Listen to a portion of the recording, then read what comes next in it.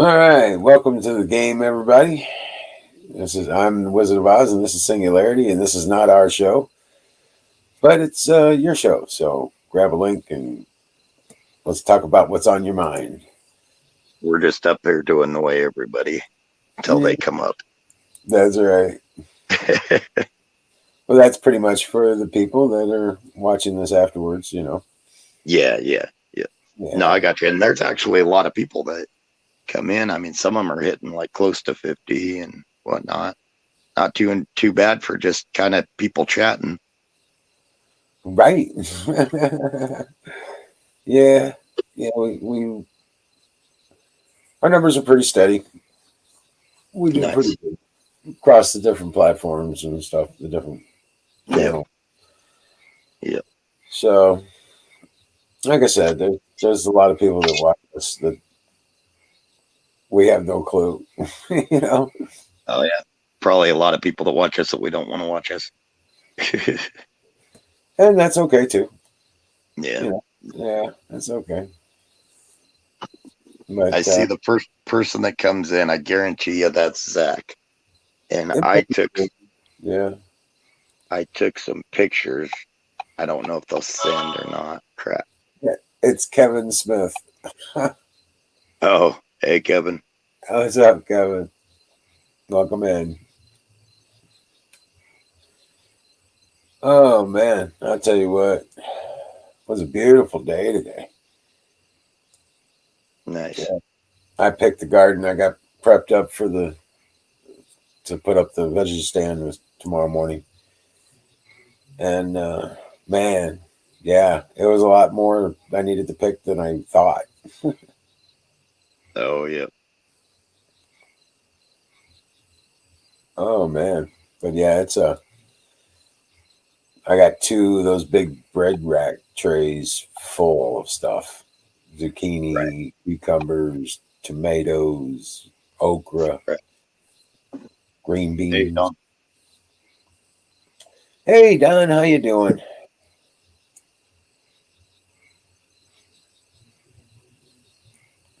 Kevin says he just got off work. Nice. So that must not be Florida. Kevin Smith. Name sounds familiar. We've had several Kevins. Yeah. Well, Uh, if you're new, welcome in.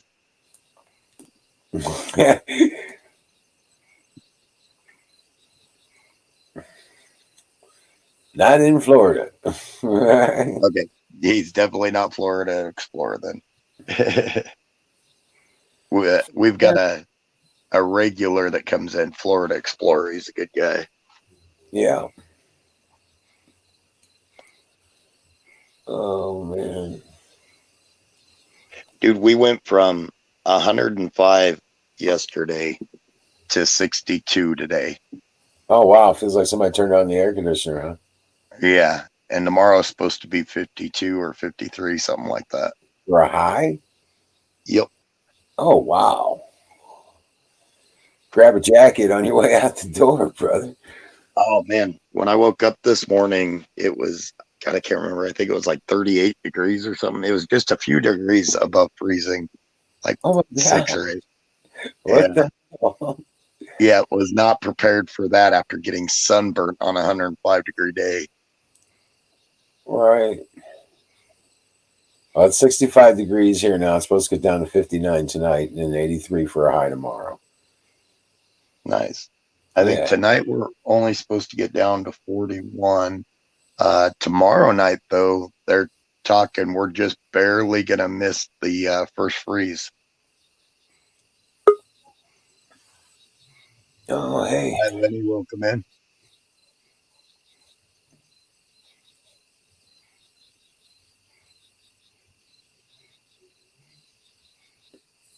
Lenny. Hey, Lenny, no. How you doing? hey, battery. Hey, Hey, there's Zach. What's up, Zachary? Zoom.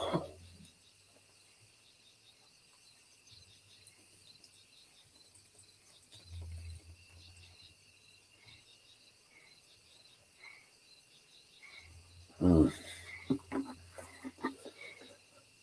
But yeah, I'll load the vehicle up tomorrow morning. Check him out. He's got a rubber band gun. Jesus, how many rubber bands he got on that rubber band gun? 12. It's not a rubber band gun. It's a slingshot. Oh, slingshot. Nice. Oh yeah, Doing that's- well, Lenny. Thank you.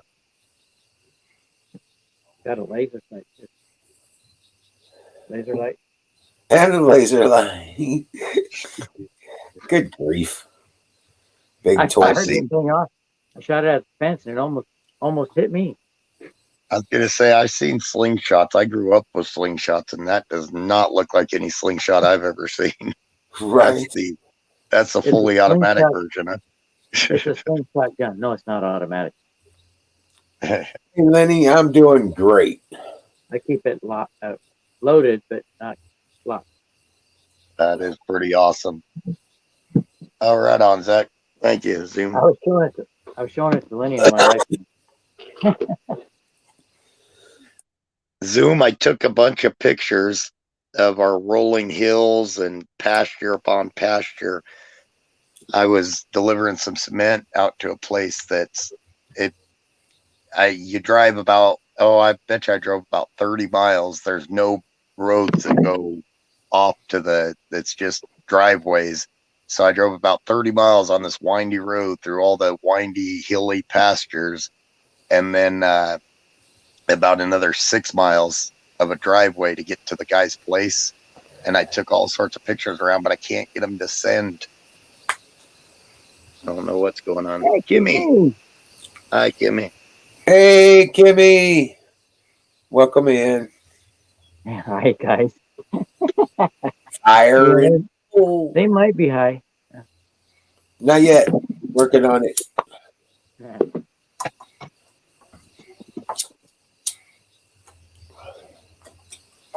UFO Alien 5.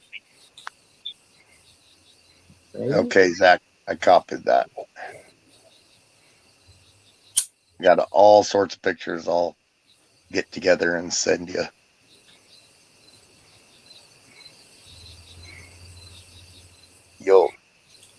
You'll see why why a lot of people don't realize, but Colorado is like the third or fourth largest cattle producer.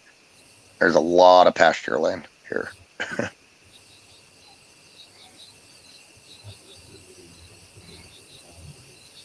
Oh yeah. Yep. High Plains. Yep. Naomi? Yep. Well, actually, ironically, I could drive northeast and within about 25 minutes be in Nebraska, or I could drive northwest and about 25 minutes be in Wyoming. Oh, okay. It's a little I'm in Colorado. east of Fort Collins? Yep. A little bit north, but mostly east. Yep. Yeah, my ranch is right about a half hour north of Oh shit. Oops. Fort Collins. Oh, there it is. Hey, Don. Who the heck Oh, is that? Is that Dawn? I'll quit. There you go. I was trying to bring him in, and you were trying to bring him in at the same time. I'm not touching it now. I'm not touching it. I'm not doing it. Is he doing that? Yeah, he's doing it. I didn't touch it either. Okay. All right. It's what is this thing on? That thing's Don's off. getting No, it's dizzy. not on. This thing on? You guys don't want me up Nah, in it's here. not You on. keep bumping me out. That's fine. I'm good with that. I've been rejected by Becker. I don't know what was going on there. It had a mind of its own for a second there. So how you doing, Don? Like shit. Well, no, that's not true. That's Hey. not true. Hey, I got a big beer. I was showing the Lenny also. This is 2 big liters. beer's good. Big beer's great. It came with a can that filled the glass. Oh shit. Well, that's a big can. It is Hey, big. Sing, I need to familiarize you with another one of IT's fine. What's the word I'm looking for? Fine benefits. Certification. What's that? No, one of the fine benefits. Okay. Bonuses. Bonuses. I just got another one. Oh, nice. Like performance bonuses? Well, this was a deal bonus. So I get an annual bonus, and then I get a deal bonus, and then I get a quarterly bonus, and I get a pretty sweet litter of bonuses across the calendar year. But this was a deal bonus. Nice. About well. $3,000. 3217 was the number. Very excited to get the deal bonuses. That means that we won something. Right. Nice. Well, Sounds like 2 more batteries for you. It is. It is. It is. But I ain't going to spend it on those batteries. Fuck no. I'm going to homemade batteries. Homemade. I'm going to make my own batteries. These guys want too much. on, let's see, my classes start on Platoon. Eating at Zaxby's tonight. Having some of that chicken, baby. Oh, that's good stuff. Man, I love that Zaxby's chicken. Never heard of it. There's some fried chicken, baby. Zaxby's is some of the best Southern fried chicken in the world, on the planet. We have Oh, yeah. Popeyes and KFC. Oh, KFC's garbage compared to Zaxby's. Right. January 16th is when my classes start. And from Nice. 1 to 2:30 is live with I don't have to be there, but it's live online. And then I have to do so much work on my own. So You'll it's have to really do a only shitload of work on your own. Yep. Yes. it's really only an hour and a half live, and it's daily. So Yeah, you'll probably work 2 to 6 hours a week, depending on how many credits you're trying to chase per class. Yep. That's what they want you to do. Yep. Especially if you're doing it online, but they just pile the hours on more when it's online versus you going into a class, 45 minutes, they'll give you 45 minutes worth of credit. 45 minutes of online, they give you like 15 minutes worth of credit. Yep. So, and I think I'll have 8 hours a week total. dude, you'll be fine. That'd be great. Yep. Well, and a lot of times I go to work at 4 or 5, so heck, I could still get my 8 hours in and then go to school. And the people that I'm helping out, for the last several years, I've been helping people with the cement company stay afloat. Well, now they've got a couple full-time guys, so they're keeping me on. They know I'm going back to college, so they're keeping me on to where I can just get enough hours to survive. Yep, it's returning. They're helping you out. Exactly. What comes around goes around. I always tell people that you may not see it right away, but it'll happen. Yep, you can't beat that. That's the way it works. That's the way the system works. Yep. And they're good people. They've always thanked me for helping them out, and now they're thanking me in a better way. So here's the thing. If he and his company are looking for tax write-offs, you and your college attendance are now the perfect tax write-off. They don't have to give you money. You just have to be on the books. Oh, right on. Oh, we funded him. Yeah, we paid him. He was on our books, so we'll get credit for him going to college.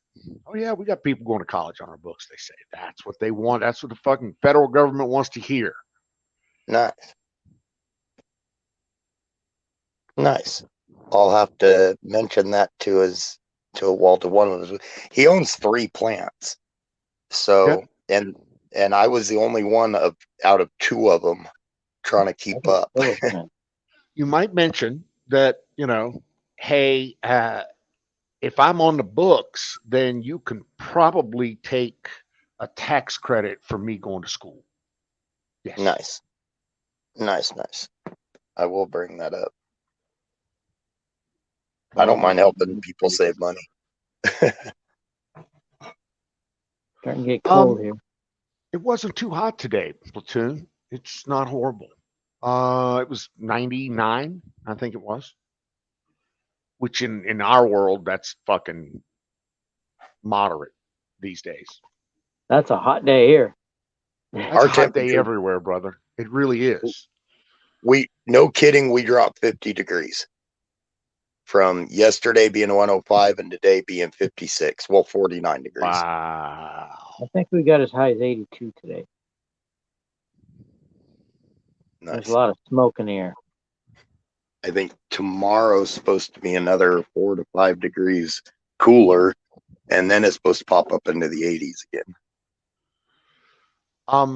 I think California's on fire again, but I'm not sure. Goes Oregon. We're catching And all your Oregon? Okay. Yep. I'm got not smoky seeing much skies. of it. I'm right here on the border and I really don't see a lot of it. I'll be honest with We're catching the smoke from the northwest. We've got like on these plains on this east side of the Rockies, we've got this weird thing to where we catch like some type of circular thing, depending on which way it's going to blow. You guys down southwest of us will get that tries to blow across the mountains, but it'll hook around the mountains and blow out across us with heat. But then the cool and some of the moisture comes from the northwest, and then it'll blow down and around. It's weird. you. I'm still getting used to Yeah. these Western weather patterns, honestly. Hey, Don. Yeah. You know why you don't have a lot of forest fires there? I'm listening. You don't have enough liberal professors. Or we don't have enough forest. Yeah, You know, that's what popped in my head. The forest. Like, where are the forests? That must be why we get so many fires. because you got so many. That's true. That's the number one starter of fucking forest fires in California is liberal professors. You were That is talking about getting absolutely used. true. You were talking about getting used to the weather patterns in the West. None of it follows the jet streams. Most of the time, most places around you could pretty much count on the jet stream pulling stuff through. Occasionally it does out west here, but most of the time everything's got a mind of its own. So in the East, everything from Houston, Texas, up through mostly Indiana, Ohio, and everything else in the Northwest is driven by, just like you say, the jet stream. It's all that moisture sucked up out of the Gulf, and everything's either a thunderstorm or a nor'easter snowstorm or something like that. It's all very predictable, so to speak. Here in the West, on the other hand, I'm just now understanding how the monsoons pull up through the Gulf of Baja and put water in Arizona, southern Nevada, southern Utah, that kind of thing. And it does, apparently, on a pretty regular basis. I just don't know what's Indiana. normal. Right. Lenny says Indiana's dry right now too. What is normal? What's normal? I mean, is 125-degree baking heat fucking normal? If it is, I'm sorry. I'm going to have to revisit my plan. I'm teasing. Let me throw a shout out to Kimmy. How you doing, Kimmy? Is everything all right? Love seeing you, girl. Lenny. How are you, Lenny? And, of course, my brother, Platoon. What is up? Very dry right now. Very unusual here. See, yeah, normally Indiana gets pull a lot of that moisture up out of the Gulf. Lake snow. That's cool. I always thought lake effect snow was very cool as a weather pattern. Imagine how that's spun up over the last 1,000, 2,000 years. In other words, before there were people there, they were dropping large amounts of snow there. So what has that done to the land? I seen Anyway, Lake I'll shut Effect Snow, but it's actually on the river. It was the waves kicking up on the shore. It was turning to snow. I know where I live, we've got really, really old riverbeds, and a lot of that is from thousands of years ago with massive snowfalls and melts, and they actually speculate that a lot of that probably ran consistently but Why and wouldn't it was just Charleston? from melting snow, even on the plains here, which the mountains, that's where we get most of our water from the mountains. But they speculate that it even happened on the plains thousands of years ago. And they do get the snow on the plains, that's for sure. Oh God, yeah, and we get Oh, yeah. the drifts. Ghost. I, So Charles will explain to not- me. Go ahead. Okay, explain to you what. Explain to me how Charles will not be crowned if he's the king. Yeah, he's already declared the king. Yeah, blood. I've seen snow in northeast Arizona. Quite a bit. I believe it. I'm just Yeah, learning about snow at altitude. So you got places like Arizona, exactly. When you go across Interstate 10 or Interstate 40, they go to some serious altitudes there. You know, like Rocky level altitudes, but not Navajo Rocky Res. Mountains. So Navajo I've Res always gets thought that was pretty cool. See, we're at around, I think, 4,800 feet. We can get a lot of snow sometimes, but when you get above 5,000 foot, 6,000 foot, they're measuring, or actually 6 to 7,000 foot, they're measuring in feet instead of inches, literally. Yeah.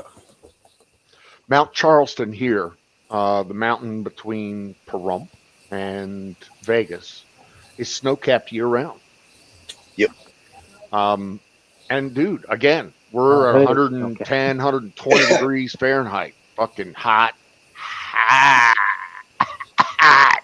We That's the have big snow thing in not Colorado good. is in Colorado, a lot of people will go up to the tree ridge and everything, and above the tree ridge, it's solid snow. So in the middle of Timberline. July, August, a lot of people go up there, build snowmen, have snowball fights. Yeah, There is Mount there Hood is a still has snow. There's a ski resort just outside of Vegas that's literally on most of the year. Got snow. Well, then there's always Tahoe. Yeah, but Tahoe's what, 8 hours north of Vegas? Dude, don't get me wrong. I love Reno and Tahoe. I love Reno. If you ever get a chance to go to Reno, go to Reno. You will love Reno. Reno's a pretty town. I've been there. Beautiful place. Nicest people. Great shit there. It's just cool stuff. Alien shaped Debbie. Little Debbie. Alien shaped Debbie's. You know what? You know what? If I can listen, hey, if I can find some alien cookies, are you up for some like alien cookies that are not, fresh alien? Fresh alien. You might have just come up with $1 million Maybe idea there, Zach. Maybe they're week old alien. You know what I'm thinking here? Just they'll be cheaper. They'll be on the week old shelf. I'm just thinking out loud here, brother.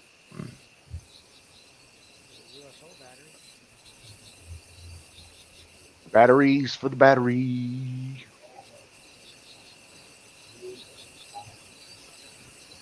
But yeah, that's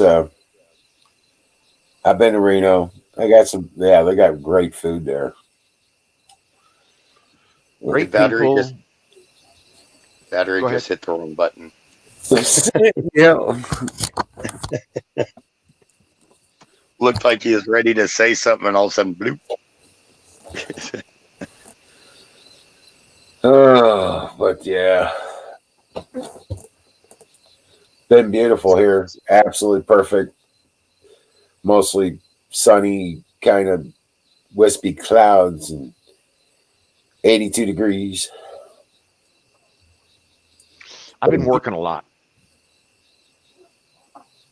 It's pretty cool though. I mean, my working a lot consists of, getting up at 5:30, busting hump till about 9:30 a.m. my time, and then I'm done.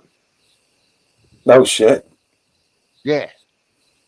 I mean, occasionally I have I have a meeting that's out in the afternoon, say noon or somewhere thereabouts my time, but noon my time's fucking 4 o'clock East Coast time. I don't have a lot of meetings like that. Like I said, most of my meetings are done before noon my time. Right. Most of them literally before 10 a.m. After 10 a.m., I'm done. I pull the laptop closed, go over to my personal laptop, and generally go out and start working on the solar array or doing something in the shed or playing with the Jeep or kissing on the wife or playing with the dog or some shit like that. Enjoying Speaking of life. did you get those actuators up? I got one actuator on and it's working like a champion. I have the second actuator attached to one of the beams and I'm afraid it's going to bind up. So I've unattached it, left it kind of dangling on one end Right. to see how it's going to bind. So I'm moving the array back and forth with one actuator. It's doing really well. But I'm being very careful about bringing the second actuator and the third actuator online just to make sure it's not going to bind up or cause me a problem. That's all. Right. The wiring is easy. Using my little jackery, I just take that out, plug that cigarette lighter plug in, and it runs all the actuators like a champion. Well, if it's doing that well, do you think you need 3 on there?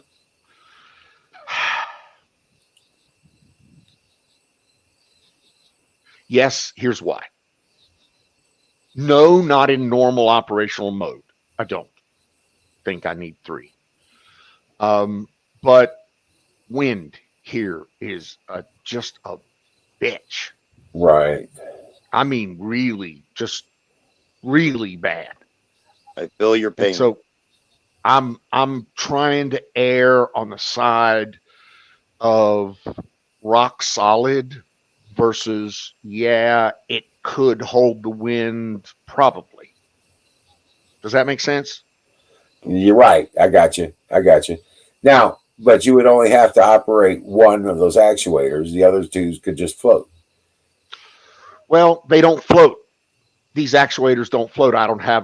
They have a braking mechanism built into it. So if it stops, then it's broke. It's frozen until you move it again. Oh, But that said, I can run all 3 actuators from the same control mechanism. Literally, I've done that already. I've got 2 of them online right now, and right. that runs from the same power source and the same control mechanism. So right now, the way I have them wired is they both go in the same direction. What I'm considering is maybe moving the second actuator to the other side of the pole and making that go backwards. Does that make sense, what I just said? Right. It takes the counterbalance. Exactly. So it takes an additional piece of weight, or it keeps if the array turns into a sail, then it gives it more stability to hang on to the pole. My humble opinion. And those, I'm just thinking out loud right now. So Where does most of your things of the south or the north? I'm sorry, what was that again? Does most of your wind come out of the south or the north? It comes from everywhere. Mostly comes from the south. Most of our weather patterns I'm observing comes from the south. Well, we have to differentiate strong winds patterns.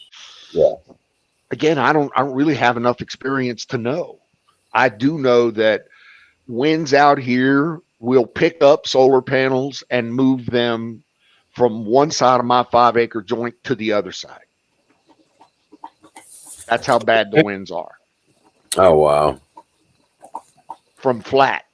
In other words, I've got the solar panel sitting out there in the sand, and little dust devil comes along, picks it up, moves it to the front side of the property out next to the road, crashes it, of course. So yeah, that's the wind. I mean, they talk about 75 mile an hour winds here. Really, that wouldn't surprise me. I'm older today than yesterday. I'm not. I'm younger today than yesterday.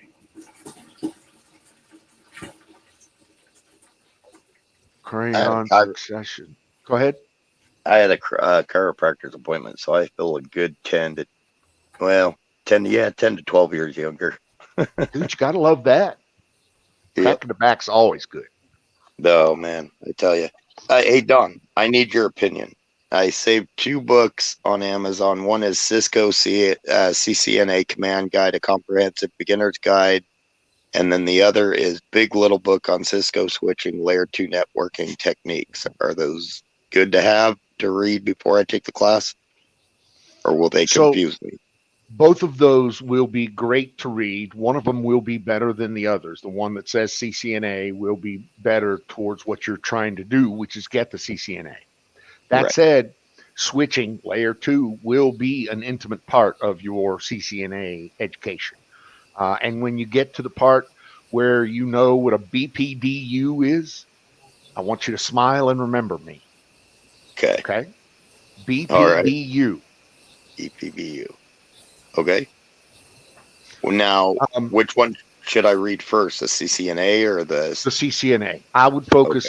As a matter of fact, I probably wouldn't read the layer 2 and the switching book out by itself until after you've achieved CCNA. Okay.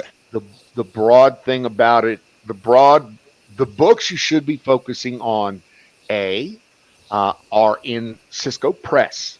Cisco has its own publishing arm, and Okay. you can look for Cisco Press CCNA books that will be very helpful. There are also, I would get yourself a soft side ragged kind of. I try to get this for every major. I don't know what the CCNA is though. If you were to ask me what the CISSP or the CISM or the CCSP is, I would know which book to go get. But I do know that you can't lose with the Cisco Press books. That's how I got my first CCNA, period. Because Cisco writes shit in Cisco ease.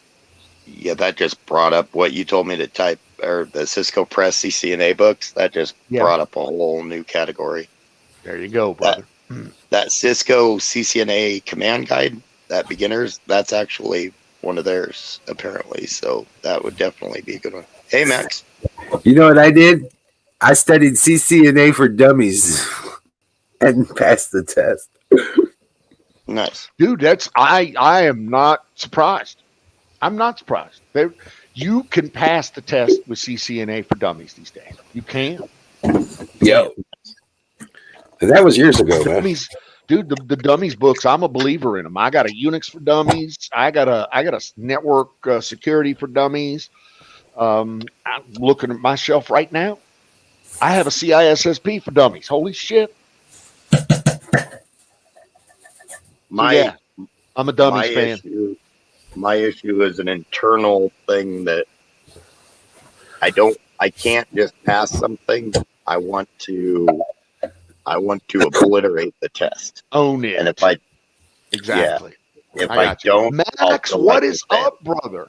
I'm sorry, I didn't mean to interrupt, but I want to throw out to Max before he comes in and then starts lurking and then goes away. What is up, brother? I hope everything is good. Yeah, how you doing, Max?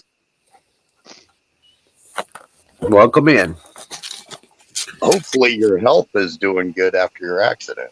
Yeah. I hope you're doing well. Hope you're healthy and you're good. Family's good. Everybody's good. Damn good to see you, bro. But the Cisco Press books are they've always been my go-tos in Cisco land. Now you're talking about something near and dear to my heart. Dude, I have thrown away more Cisco books. I am not kidding you. Hundreds of dollars worth of Cisco books. Nice. And what is the difference? Okay, because I thought my friends and my cousins that are into all that, I thought they did what you did, but they don't. They are coders, I guess. They basically just put a crap load of numbers and letters into, I don't know exactly what they do. They talk about it and they lose me. Excel. And that's And fine. then- They're code bangers. They're C++ers. You know, they can work from anywhere. They're good at what they do. That's fine. That's great. They write and- them. From what I understand, there was a lot. At least what we used to was write it all up in like Excel. And then Yeah, I wished now because I Yeah. actually know what I'm doing in Excel. But I did learn something really neat though, talking to all them. I didn't realize that the binary code with the zeros and the ones, I didn't realize they came in like 8 number sections, and each one is basically a word prompt or a word command, and they can actually communicate and talk back and forth with each other once they learn how to read that. That is wild. guess what? You're about to learn all of that shit. yes, You're you about to are. learn that 8 character thing is called hexadecimal. And Correct. that's the ones and zeros on layer 2 that sit on actually, the layer 2. It may even know. The ones and zeros are layer 2, the 5 volts and negative 5 volts are layer 1. That's the physical layer. Layer 2 is transport layer, ones and zeros. Layer 3 is the network layer. That's where those ones and zeros are read. IP addresses, blah, blah, blah, blah, blah. 4 is the application layer. So transport layer, it one builds on top of the other, and you're going to learn all about that. Sausage. You'll learn the sausage. Yep. You will learn the sausage. I just realized when you were talking about layers, I just realized what that secondary number is up at the upper right hand corner when they put it in. That's layers, I presume. Network layers. Yes, there are 7 layers of the network. And what you're going to turn into is, no, you're not going to be a code banger. You're going to be a router jockey. Yeah. You're going to be a network hound, a router jockey, a wire between your teeth kind of guy. Learn You're your the Mac. guy that strings up and maintains networks and data centers, routers, switches, firewalls. Once you get routers and switches under your belt, then we're going to introduce you to firewalls and make you a security guy. Oh shit. Apparently, there is like a major shortage of people that do that. There is. Amazing how that works. Right. That's another thing I found out recently, that when you get the certifications, just like you told me, if I get that certification, my foot's in the door. And Yep. everybody else is telling me like, oh yeah, they can't find enough people, so everybody will be knocking at your door. Yep. Like I said, if you can't find something where you're at, call me. Right on. Remember the numbers I bounced off of you? Those are real, baby. Yep. To me, it's exciting because, I mean, a lot of people are like, oh man, that sucks. You got to do a career change. And at first I thought so, but it's like, the potential that this has, I'm kind of pumped. Well, you're like me. It sounds like the career change is just another challenge. It's a big challenge, but it's just another challenge. And you can wrap your arms around it. You can know exactly what it's going to cost, how long it's going to take. Right. Even if plan B, you miss the first test, bang, you turn around and you take the second test. You take the test again. While it's fresh in your head, while you're fresh coming off of new training, you get on it, you stay on it. 6 months, 9 months, a year from now, you're certified, you're starting your new gig, you're learning a whole new way to do shit. But I'm going to tell you this. If you really want to know your shit, I suggest you prepare to buy equipment. Yep. Get the routers, build your networks physically, and operate them physically. Yep. Okay. To Because this day, I have my own network here. I have 2 routers, 2 switches. Yeah. You need it. I Nice. operate a firewall. I operate an IDS, IPS. because until you operate within the environment you're creating with the knowledge with the information you're gathering, you will have no knowledge.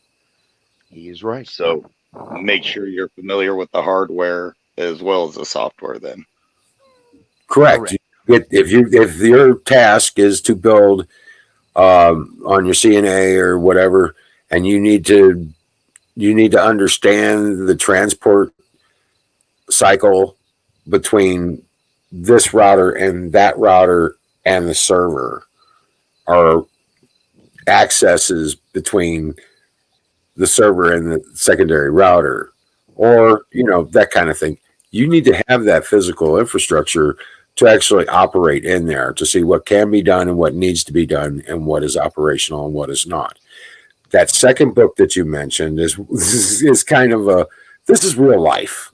You got your CCNA, and that gives you the basics, and that gives you all the everything you probably need to know. It's an information resource. Right. But that second book that you mentioned is probably more along the lines of, this is what happens in real life. This is how you deal with it. Nice. I could not agree with that more. I could not agree with that 100% more. What you'll end up having, and I had, this was before Google, I had a stack of books just on the top of my desk. The little bookshelf, when you have a little cubicle, when you're that corporate monster, you got a stack of fucking Cisco books up there. And when the new Cisco Catalyst 5500 switch came out with some weird routing shit on some of its internal engines, I had to reach up and get the book to understand how it went. How do you set up the interfaces on it and everything else? And so, right, do you need a 232 or do you need a DB9? Yep. So you've got to understand all of those things, and reaching up and getting the book, baby, is the way to do it. That second book, Emerald, was called Big Little Book on Cisco Switching Layer 2 Networking Techniques. And actually, the cool part about that is I've got enough Kindle credits to where I can get that one for free, and I can get the Cisco CCNA command guide, the one that I need to get first, apparently, and get it read. I can get it for $3.99 instead of $19.99. Well, if it's a good instructional, it'll have projects in it. It'll have testing in it per section, that kind of thing. Practice tests. Yep, He's absolutely right. There's, and again, I couldn't agree with Wiz more about the lab gear that you're going to need. Back in my day, I went out and bought 2000 series, 2900 series Catalyst switches, 24 port guys, on eBay for $20. I would buy the little 1750 routers with the insertable modules for voice or routing or whatever you wanted. 1750s, I think, were going for like $50 a piece. Now you can get subscriptions to labs. In other words, all of that chunky goodness that you would drop to the command line and do is all available on a lab. So now they make you understand that you need an RS-232 to USB connector, and your PuTTY configurations should be this, that, and the other thing to IP addresses across firewalls, this, that, and the other way. But those are the types of things you'll start to learn when you start to configure routers. Now, I'm confused right now because this says it's volume 1, but it covers exam 200 through 301. How big is this test? Well, the CCNA test, I don't know. I haven't looked at it, but be advised, there are a shit ton of Cisco tests. CCNA certification being just the beginning. Yep. And so I would recommend that you understand the numbers and series of tests that you will be studying for. If I'm not mistaken, now they require at least 2 tests. You can either sit for the Cisco ENT, the entry level, and then take the CCNA, or you can take them combined into the CCNA. I know they take it very seriously because you cannot take the test online. You've got to take it in person with the Oh yeah, instructor. Like yeah, a yeah. And ain't learning. none of it cheap either. No, Yeah. $100 a test. I think it's a little more than that now. It's more than that now, probably. Back when the last test I took, I believe was $250 a pop for Cisco professional level tests. We got a testing agency around here, kind of a school thing. It was a Sullivan Learning Center, and they presented the tests. And I was only paying like $100. If you're if you're affiliated with a school, particularly community college, if you're going to do all this through a community college, they're going to have much reduced fees on getting all that stuff. See, I don't know what the test itself costs. I just know what the classes I'm going to take cost, and then the one has the CCNA certification with it, and it has another certification. I don't have the paperwork with me, but there's another that's kind of like a preliminary. There's something before the CCNA. CCENT. But you Okay. can shop CCENT, I believe it is. Yeah, you can shop around for that. Okay. You don't have to take that specific test there. You can, like Don said, you can probably go to the community college and they'll give you a list of places that have the testing facilities. That's who I'm going through. Yep, a junior college. It's just a little. Your junior college will have a setup for that. If they're giving you the training, then the chances are good that they're going to give you an opportunity to take the test. Yeah, it's all involved. Some rate. Yep. Which is probably a better rate than you'll get walking in off the street. Nice. And so yes, it's supposed to be, even the certification test, in their words, it's all involved in the cost. So all included. You gotta love that. It's like those fucking cruise lines, all included. You know, you get all the booze you can drink, all the food you can eat. Yep. Except books. Yeah, that's true. That's true. They always charge you for books. Yeah. I went to a boot camp for a week for $5,000 that included the test. And it was 24/7, 365, nothing but Cisco CCNA. You started on Monday, and on Friday evening, you took the test and went home. That's more than what I'm paying for everything. Oh, yeah. But it's all crammed into 1 week. And it's at a fucking, they include booze and lodging. Everything is included in that. Literally. Okay. It's at a ski resort in the Poconos in New York is where they hold it. I'm not joking. It's fucking, they do that. They'll put together a training company, for instance, will put together a package of CCNA boot camp that is intensive training that includes, lodging, transport. They'll go in, buy the lodging cheap from some local guy who's got empty rooms. You go in, enjoy the lodging, get the food, take the training, take the test on Friday, and you're out of there. I think I saw something similar to that. I don't know where it was out of, but it says not for beginners.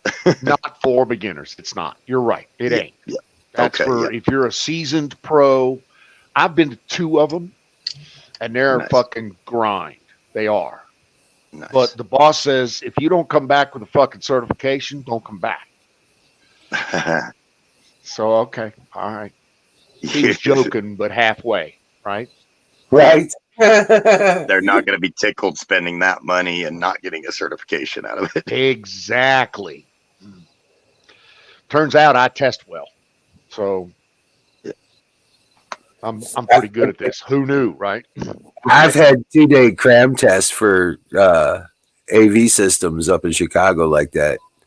Yep. Yeah. I test well, and I don't know what it is, but if I don't get a full night's sleep, I will go from testing very well to completely idiot child. If I have trouble sleeping the night before, I've got to get a good night's sleep, and then I'll test really well. Dude, I got nothing but love for you, brother. I really want to see you make this. I really do. I know that sounds kind of perverse, but I'm excited to see you do this. I am. Cool. Well, I appreciate it. No, I'm actually The more I'm talking, and actually, I've even been discussing it. Oh, my nieces and nephews, they're all excited. Uncle John's going to be going to college. With a lot of them are going to college, so not in the same college, but they think it's pretty cool. Really. Dude, you're learning advanced shit. This is some fucking cutting edge stuff. Ain't none of this fucking chump change, baby. Yep. One of my nephews, and I didn't realize this, but apparently cell phone towers, something works off of CCNA. Yep. Pretty much everything in cell phone towers works off of CCNA. Right. Right. That's pretty much the case, man. It's just conversion from fiber optics to radio signal kind of thing. Okay. Because I was talking to my sister and, talking to her, telling her I was going to go for it. And she's like, well, that's what, I'm not going to say the name, but that's what he does. And he actually fell into it. Through high school, he was selling cell phones in their office. And it just worked out to where they paid for everything for him to take all the courses and stuff like that. And he does stuff like that with the cell phone company now. And they pay him handsomely, I am sure. Yeah, he's making good bank right now. Well, he makes good enough money to where he's married. They've got a 5-year-old, and they just had another one about 6 months ago. And he makes enough money to where she was able to stop working and just raise the kids. And they live well. There you go. So, which around these areas is unusual. Mostly dual income houses. He doesn't have to get up at 4 a.m. in the morning to be at a job site by 5 a.m. driving a concrete truck. Right. Exactly. Most probably works from home. He does. He goes into the office a couple days a week. I don't know what for or why. But he's probably out on a tower also. Probably logged into a tower or multiple towers. But yeah, they give him a lot of flexibility to get the job done, I'm sure. Even as a company vehicle. And he can use that company vehicle for personal, whatever, even their fuel card. They don't care. How do you argue that? Yeah. He goes on vacation. He could take the company vehicle. Now, if he goes a long distance, he's going to probably have to pay fuel, I would assume. But just running around, they pay it. Well, I mean, having a company vehicle is awesome. But having a company vehicle with a liberal reimbursement policy is like having a free car. Right. No insurance. The whole 9 yards. No insurance. Exactly. They're picking up the gas, the insurance, the maintenance, the whole nut. That's awesome. It's like issuing a laptop. I've had company cars. They're nice. I had a company pickup, a little Ford Ranger. Fucking awesome. I love that little truck. I had a company truck of course, my own when I went in on my own, but when I managed a construction company and then when I was on the rigs, when I took a drilling spot, I had a company truck. That was nice. Closest I got to a company car was I had a liberal rental policy. There you go. Right. I'd go rent like you stole it, baby. mileage. Right. If it breaks down or needs some servicing, I just make a phone call. Call somebody, bring me an extra out here and pick this piece of shit up. Right. I'm broke down, got flat, whatever. Just like, yeah, here's a phone call. There you go. Now, see, when I worked on the rigs, they didn't worry about it. I could run around in it, whatever, and everything. The construction company, they checked mileage. They at the end of every day, you wrote down your mileage at the beginning of every day, you wrote down your mileage at the end of every day. So they knew how many miles you were putting on. Yep. They were pretty strict about it. Hey, you probably had to pay for every mile. Yep. Okay. Hey, Ragged Coin. How's the UK? Condolences, brother. Big fan of the Queen. Always have been a big fan. I mean, when you talk about service to God and country, there's no other. There's been no other. No one finer. people forget that she instituted a lot of the now, there's a lot of mixed emotion on that but she began a lot of the stuff that gave countries their independence back. She basically got rid of the empire, the British Empire. She gave them the rule back of their own country. Now, unfortunately, a lot of those countries went downhill and became dirt poor after the British left, but she still, she did a lot. She is a good woman. Top shelf. A lot of respect for her. Right. On my mom's side, her great grandmother, I don't know how it works out with her. It'd be distant, but on my mom's side,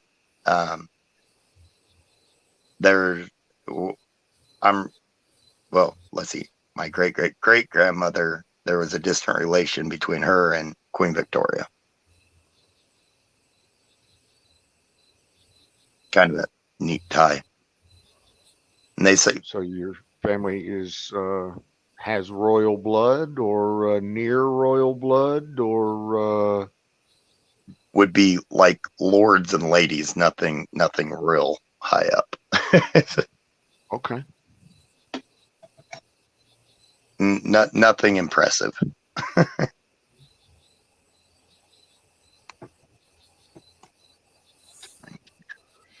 Charles III, yeah, I mean, thank God the Charles can actually be the king without a spine, and I don't think he'll be as bad for the country as you think he is. But I'm with you there, brother. He's kind of milk fed, if you ask me. What do you guys think about the oldest son? Which one is it? William?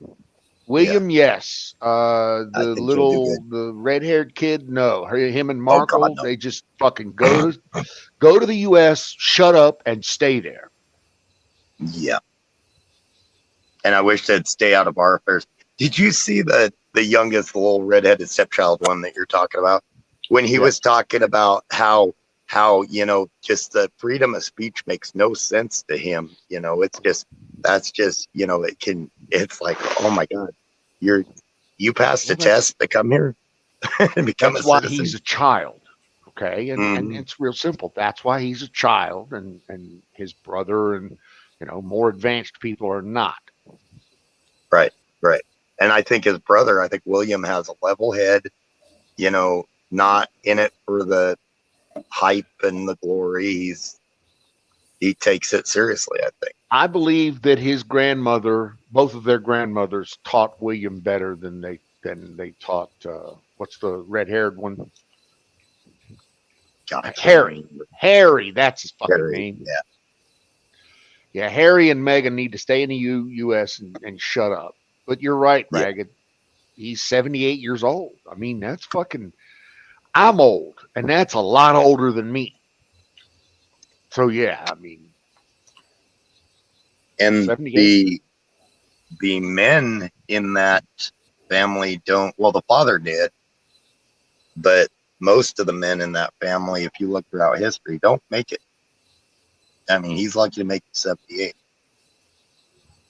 Was what was his name? Elizabeth's husband that passed away recently, 2 years ago. The Admiral. Philip. The Admiral. I just call him the Admiral. Philip. Yep. Or no. Philip. There you go, Philip. Yep. That was Philip, Emerald. Yep. Was Philip Charles's father? Oh. I'm asking. I don't know. I don't know either. Yeah, actually. William was recently promoted to Prince of Wales. Yep. And Harry is going to eat shit. Yeah, William is the next in line. So really, he won't have near the wait. Maybe 5 to 10 years. And I think William's very diplomatic. I think I've heard him talk, and he seems very diplomatic, and I think he'll do good because that's what a lot of the royalty does in England now, is they're basically diplomats. True. Well, they run the business of the nation. I wouldn't even say that now. They're heads of state. They call them sovereigns for a reason. They're not really, they don't have any, it's like they don't have any power. They have the House of Windsor has cash, and they have charities and endowments and trusts that keep it all fed to a high level. But I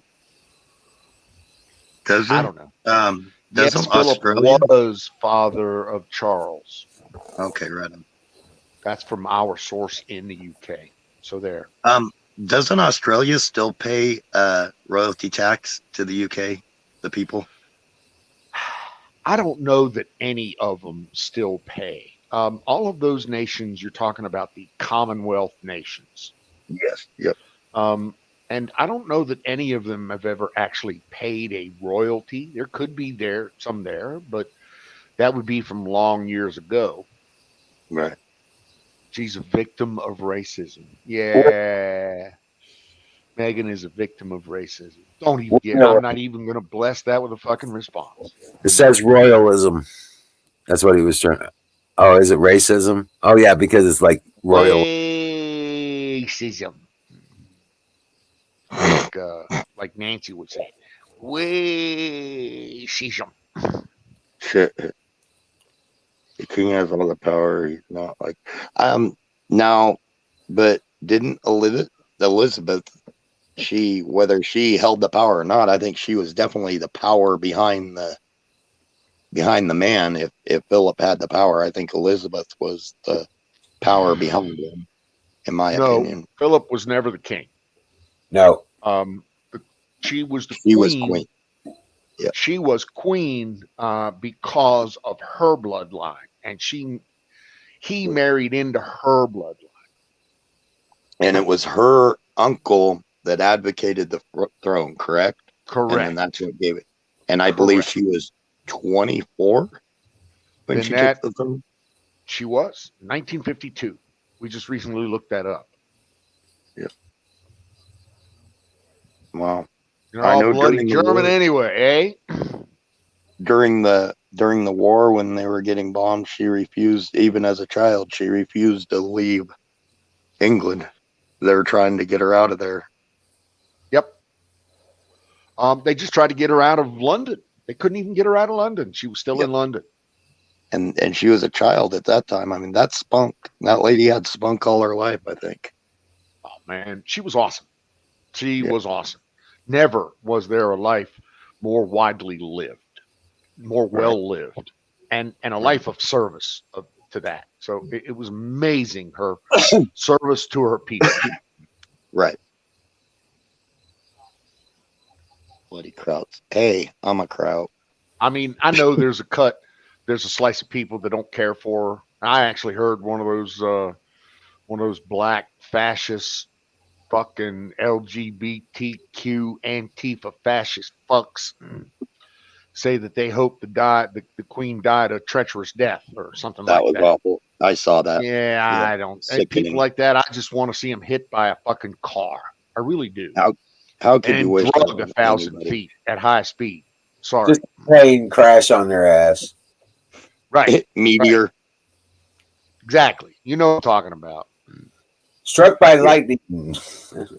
To me, that's the worst kind of evil. You know, to wish something like that. The person's passed away. Have a little sympathy. You know, don't respect. Yeah, have some fucking respect. Yep. You ignorant bitch. Yep. I agree. You're not gonna catch any arguments from me. When I saw that, it turned my stomach. I'm like, you sick fuck. It's like, come on. But we're supposed to turn the other cheek, right? Yeah.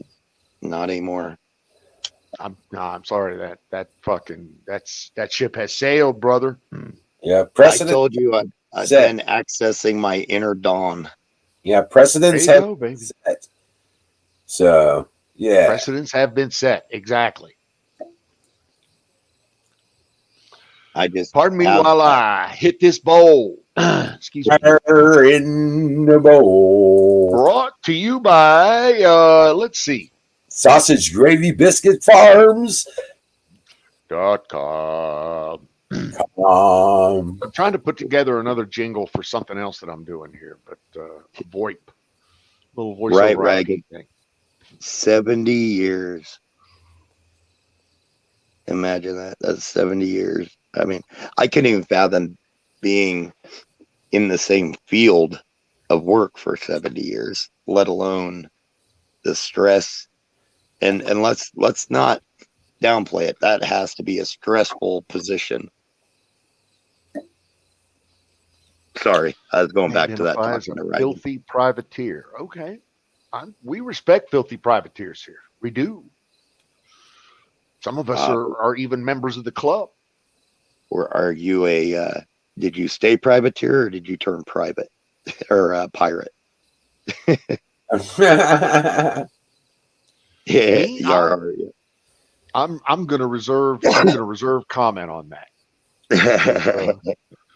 My status would give me away. The pirates are an interesting. If you guys don't mind me going down that road of on history again. Here we go. Pirates are sir. interesting because most of them were privateers, just like Bill said. Most of them were privateers, and like the English employed them even their piracy, they employed them to attack Spanish ships and to attack French ships, and the French, they actually employed their own privateers even with their piracy to attack Spanish ships, to attack English ships. It's kind of a tricky thing, and then they all decided they had enough with it because they kept doing it and they didn't want them to do it anymore. And yeah, it's just an interesting thing how that came to be.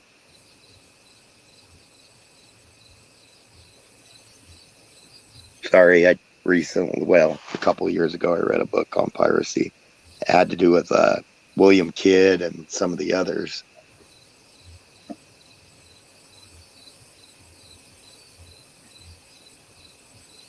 Sorry, I'm reauthorizing my minors.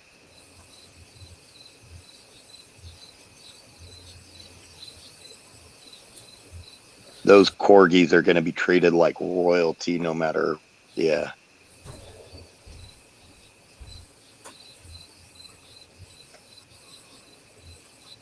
The queen was beloved, and those corgis are beloved.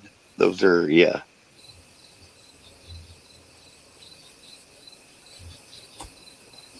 New book is about to be written. Sir Walter. Now, was Sir Walter Raleigh, was he the Virginian one that actually became, I believe, Yes. the governor of Virginia? He was the governor of Jamestown. Excuse me. Jamestown, okay.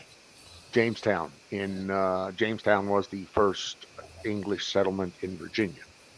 Nice. Yep. And he was a privateer, but he somewhat followed their guidelines, I'm suspecting, to where when they told him to stop, he stopped. That was the big hurrah, that when they wanted him to stop, a lot of them didn't stop. They got a taste for that money. There's Raleigh, North Carolina is named after Sir Walter Raleigh. And he did a lot for tobacco farming in the Virginia and North Carolina area. He was a big tobacco farmer. Yeah, that's a golden crop back then. Oh yeah, that was a moneymaker, baby. One of my friends, that he grows weed for a living. He actually has a legitimate license. You gotta love that. Yep. Farm. And he always used to tell me, he's like, about the politics that came into that our forefathers used hemp rope, hemp clothing, hemp everything, and it became a political thing where a lot of the cotton growers were trying to push cotton, and they got their politicians elected, and they put hemp in the same category as weed, and they made it illegal, which at the time weed wasn't even illegal. It was commonly used. And I always thought he was just, like he likes weed. So he said that, and there was a lot of truth behind it, that it really was a political action that got a lot of that outlawed. Yep. He's absolutely right.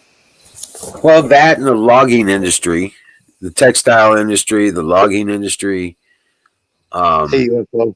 Yeah, they Oh, ganged up on that because they didn't like because it, hemp parchment was in competition with paper.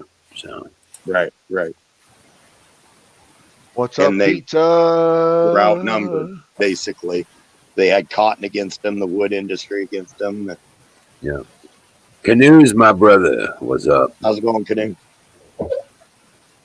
Same, Hey, same, UFO, same one. you doing better? A little better. I got some sleep last night, so Yeah, I figure you get that NAC pretty quick, man, because they're shipping it out from Kentucky. yeah.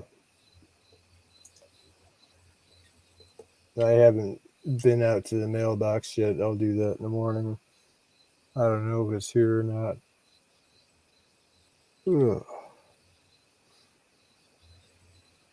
Yeah, they use it like fiberglass. They put it in concrete. It makes it impervious to fire. Yep, hempcrete. Yeah, And the R value is insane. yeah. And the funny thing is, you get more per plant. You get. I mean, it's like a 500% increase on what you get from a hemp plant as opposed to what you get from a cotton plant. From what Right. you have to put into it and what you get out, it's insane, the difference. It's way more economical and everything, and it takes, in the long run, it takes less water, everything than cotton, to grow cotton, because cotton plants don't produce a lot of cotton. No, you need a lot of plants. Yep. You have to. Oh, right on. Ghost, that I did not know. Roger Woods. I'll have to look him up. I'm not familiar with him. Did he go by another name? I mean, I know it wasn't Kid.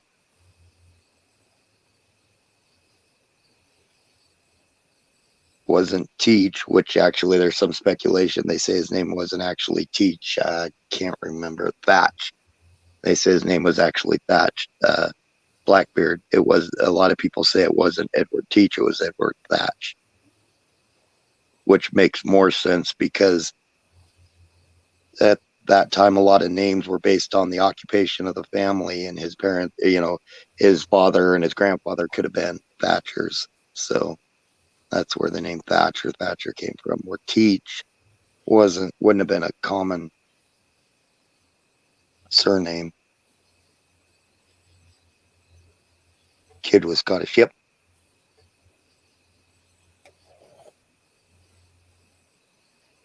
I'm learning. I like learning.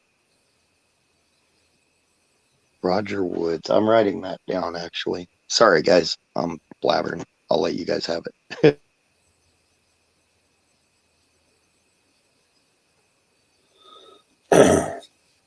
Thermal clocks, huh?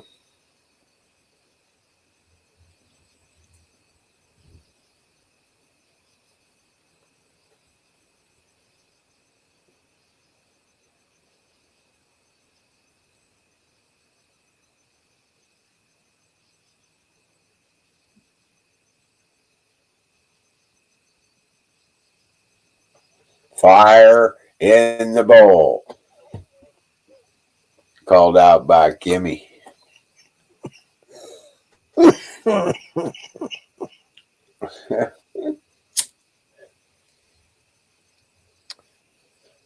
Oh, hell yeah. So, how's the weather up there, Canoes? Oh, it was upper 70s today. Partly cloudy.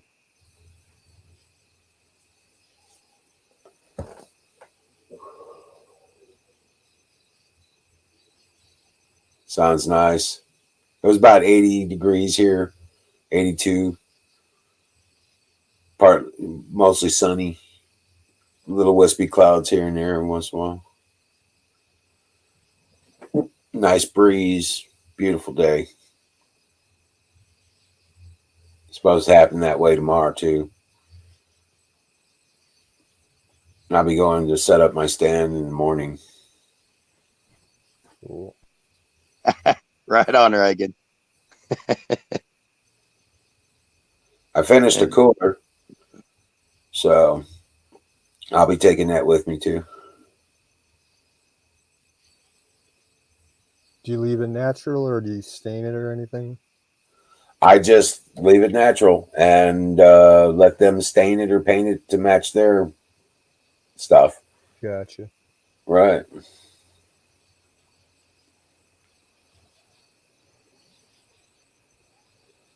But I'll sell it for $100. You know what I'm saying? I got it listed on Facebook Marketplace for 120.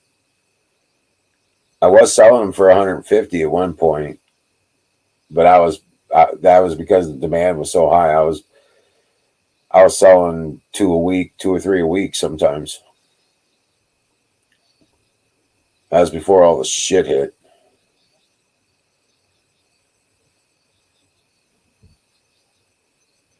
I was building them 8 at a time.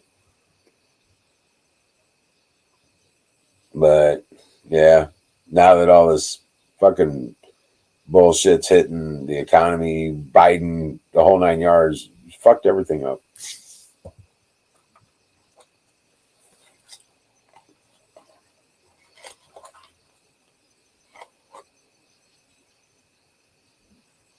When you grew $1. Well, it's gotten a whole lot more expensive. It's gotten a whole lot more expensive collecting pallets and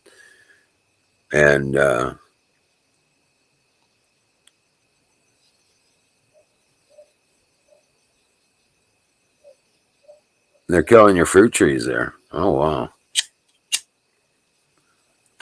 In Ohio?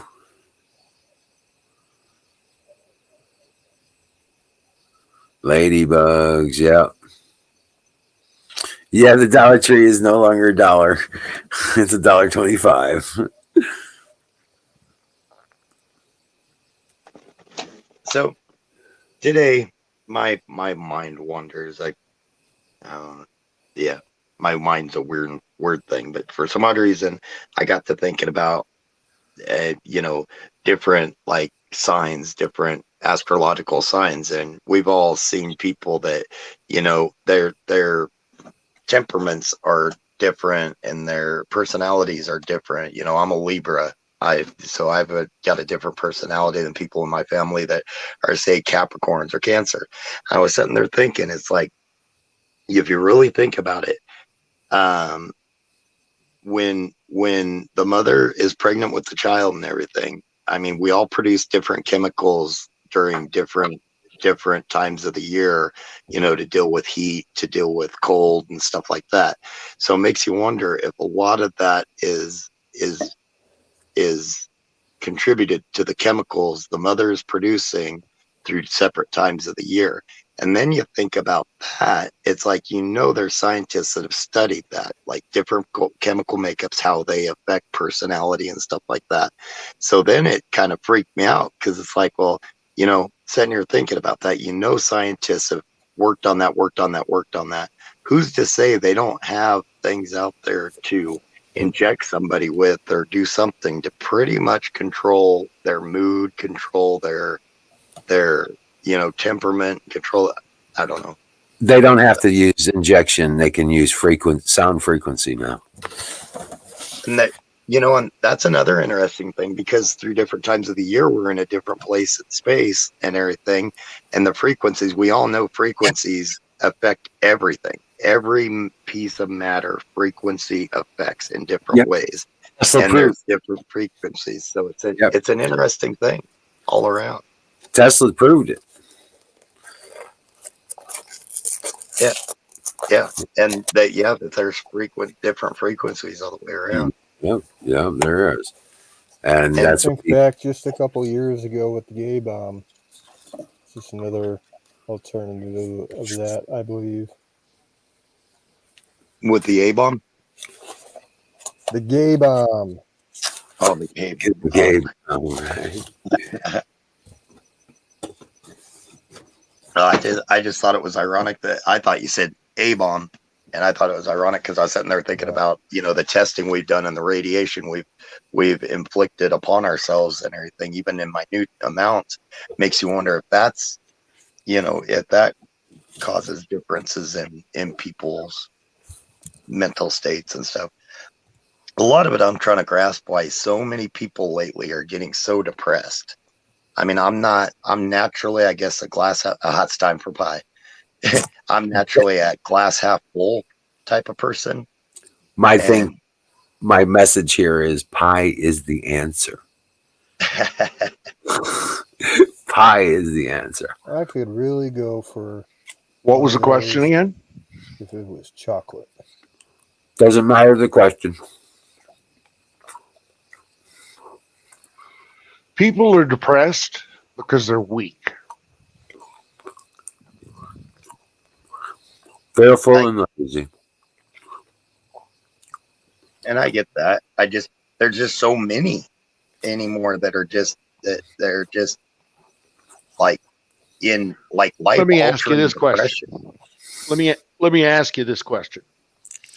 Is it that there are now more people that are suffering from life-altering depression, or is it B, possibly that it's just that you hear about all these people now and they were there before, you just didn't know about it? And So now all it's that more depression common. was there. Yeah.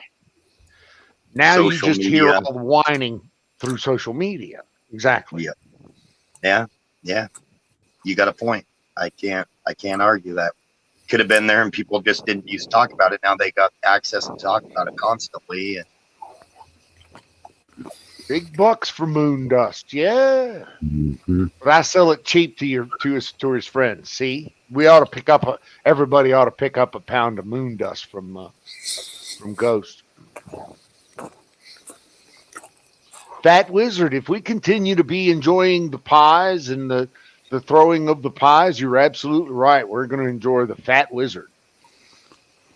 I don't know, man. Or I'd have to throwing 12-foot pallets around. well, I mean, we are going into the winter time that is the traditional hibernation.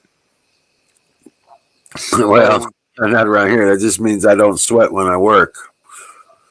Okay. Pretty much. Gloves and I don't sweat.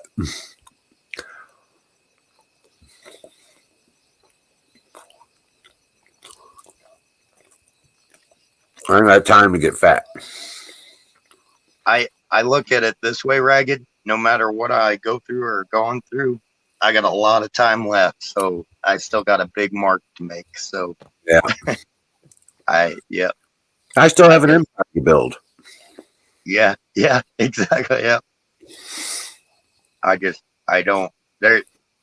think that's comes from my parents though, and I grew up really pretty darn poor and there was never any quit in my parents. I mean, so I think I got that from them. It's just, you just don't quit. Keep climbing. You get knocked down, you climb up, again. So Yeah, and see, that's what keeps me going. To be honest with you, I know I've been kicked in the nuts several times in my life and sent back down to the bottom of the barrel. And I've built back up. Yep. Each and every time. Yep. If you give up, you lose. You only lose if you quit. You can't lose. You can't quit. I mean, what are you Nope. going to do? Quit? Right. What? How the fuck you going to do that? How do you just quit? You're eventually going to get up off your ass and get hungry. Exactly. Or you're going to get run over or some shit like that. How do you just, stop mid-stroke? Right. How you do that? I can't. I could never. No. All right. You know, like with this recent thing, it knocked my dick in the dirt. I'll admit that. But the thing is, look what came out of it. I've got an exciting new opportunity, like with, you know, talking to Don here and learning about the CCNA and stuff like that. It's got me pumped about it. So, I mean, things don't have to be a negative. You could turn it into a positive so easily. It's just a state of mind. Right. It's just a state of mind. All you have to do is change your mind. Yep. And try to find the positives. That's all you got to do. It's not that difficult. There's all these obstacles you can put in your way, but all you got to do is change your mind, set your goals, and do. That's all you got to do. You got to do things. I don't care if you don't even like it. Do something. You know what I'm saying? Don's very much agreeing with you. His head's going to fall off his neck, rocking it back and forth, agreeing with you. Well, And you know, I agree too. career. I loved my career in computers. My communication technologies, I loved it. It was the monster puzzle, and I'm a puzzle guy. And I was always matching the numbers, and I could see things other people couldn't. You know what I'm saying? That's why they loved me. That's why that I was like the Yoda. Okay, I was that guy. I'm not trying to brag, and I don't play up to all that shit. Brag But away. I really was the guy on the survey team telling them where to stick their fucking towers. So I used to, that kind of thing. You know, I was the one prototyping their fucking satellites in orbit so that they could connect Dish Network via internet. Not, Yes. That kind of thing. I was on the edge of all that shit when it was first coming out. And I loved it. I loved all of it, every bit of it, even the MTI stuff where all I was doing was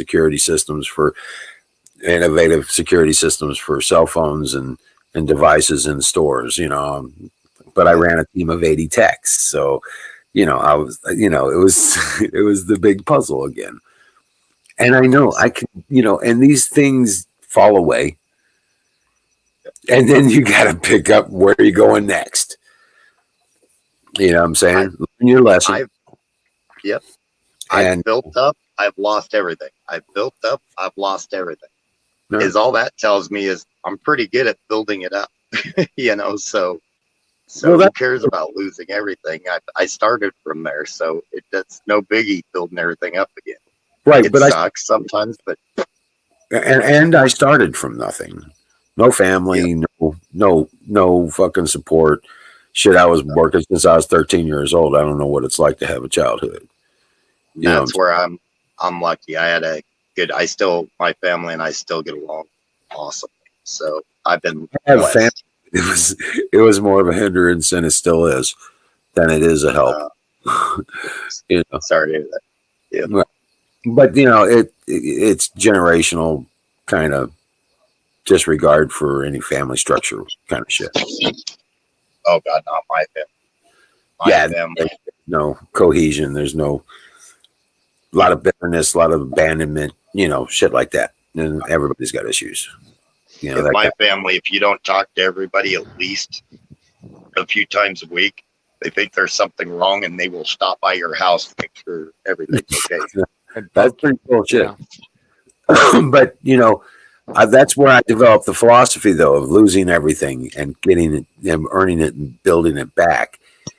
That's where I developed the philosophy of it. First one is it doesn't matter. Life sucks.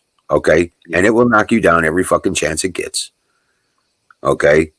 You just got to get really good at picking yourself up and getting back to business. Number one. Look back at all the times you did pick yourself up, and that's what I'm saying.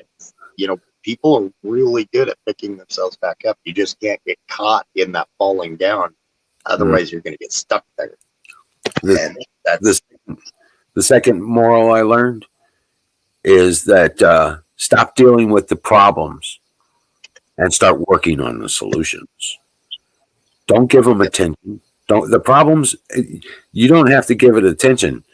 What you have to give attention to is the solution. Yeah, the window fucking broken. You can bitch about that fucking window, but until somebody gets off their asses and replaces it and fixes it, takes responsibility for it, it's going to be broken and it's going to be fucked up and you're going to get more problems. So you just, And just My stop bad. dealing with the problem. Doesn't matter who fucking broke the window. You got a window that needs to be fixed. Fix it. the last what 4 or 5 months, I've been rolling ideas in my head. Okay, what can I do? What can I do? What can I do? Rolling different things, and even going to school and stuff like that.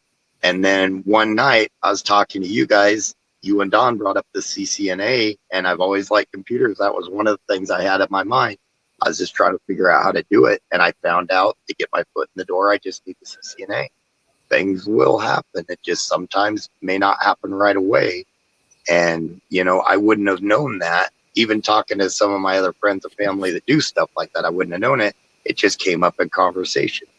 So it's like a light bulb went off, and that's what it was. But Mm.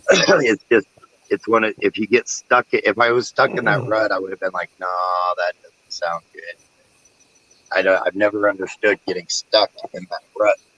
It's no fun in that rut. Correct. I'll quit preaching now. But you can't. I mean, that's exactly what we're all saying here. Is you can't let the problem defeat you. Right. Okay. The problem is a pain in the ass. That's life. It's not about what life throws at you. It's what you do about it.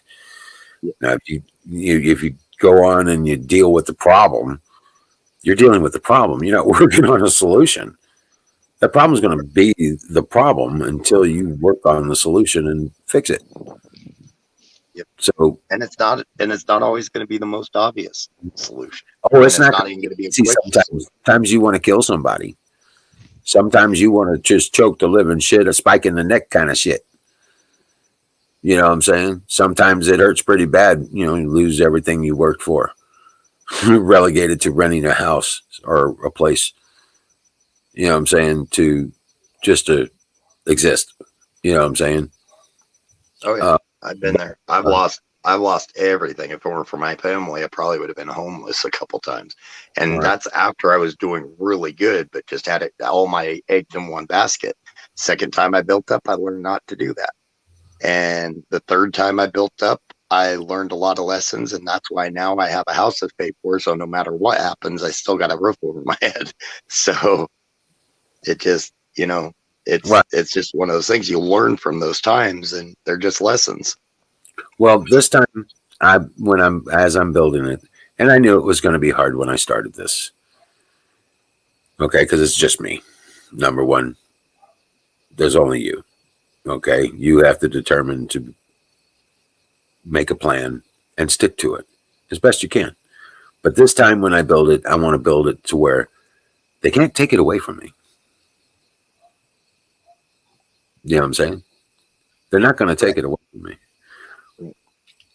They can't shut off my power. They can't shut off my water. They can't shut off my shore. The land is tied up, so it can't even be functioned. The ownership on it can't even be functioned. So yeah, it's they can't take it. Nothing can be taken. You know what I'm saying? And I can do what? You got to. Either I froze for a second or you froze for a second. But anyway, I just want to build it this time so that they can't shut me down. They can't take it. I want to be able to take my product, whatever it is, from raw material to marketable product. Right. Okay. And I want to, and with the land, I have resources. Wood, crap load of high dollar oak on that land. Wood,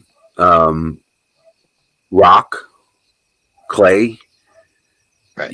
I've got land, growing things. You know what I'm saying? Whatever it is. So, right. But I have resources to work with that can't be taken away. Right. And I'm going to build. I'll build up from here. You know what I'm saying? So Reading chat, and everybody here's been through something, and we're all still here chatting. right. Look at Ragged. He said he had 6 stints in different places for his heart attacks. Oh and yeah. he's still kicking, and he's still feisty as hell. Now they say, and I've been hearing this for the last 5-6 years, the next class of wealth in this world, in this country, is going to be the farmers. So that's what I've been, that's why I want to do this. Oh, I don't disagree. Right now in Colorado, our farmers are the millionaires. They're loaded, dude. I'll see if I can send some of the pictures of some of the fancy houses. I mean, these are multi-million-dollar houses these farmers are building. Oh, canoes, you're taking off, brother? Yeah, I'm fucking starving. Well, go get something to eat and come back. Right on. Yeah. No, I don't. Nah, because I'll probably pass right the fuck off. All right, Right on, man. buddy. Yeah, Yeah. take care. I haven't eaten anything like significant in about 4 days, so Oh my geez. God. Go get Yeah. something to eat, brother. yeah. Go make yourself a steak. I don't have any food. I don't have much fresh meat laying around. I got some sausage, and a big ass roast beef in the freezer, and that's about it. Other than some canned ham, but I think I'm just gonna make a big pot of soup up, have a bowl or two, and try and Make sleep. chili with the sausage. There you go. I just got bagged soup mixes. I'll find something. All right, man. Last resort, beans and franks. Or that can of ravioli. I'll catch you guys later. All right, buddy. Take care, man. Remember, peanut butter and jelly is always on the table. That's true. All right. See you. God bless you, Take brother. care, man. For the longest time, I survived off of those little 25-cent a pack ramen noodles. Right. That was my lunch and dinner for many a months, many a year probably when I was younger. My problem back then though is I spent too much money on alcohol, and so food wasn't my priority back in those days. Nah, I always well, I was a single dad raising a bunch of kids. So I got into the routine quite readily. Is what straightened me up is my dad got sick with cancer when I was when I was in high school, but it came back when I was about 24 and had to move back in and help with that, and that straightened me up quick. Right. But until I was 24, I was kind of getting close to out of control. Right. Oh, I guess I'll give him a call. I need his address again. I'm gonna send him some silver. I gotta make him some colloidal silver. Yeah. Saying I was the same way, brother. I didn't wake up until my dad passed away. I was Yep. I was living in Tokyo at the time. I remember getting that call. Right. It's a slap in the face. Oh yeah. Well, I remember, my dad was the strongest person I ever knew. Both of my parents were, and something striking him down. It's just like, well, what? Yeah, it'll wake you up.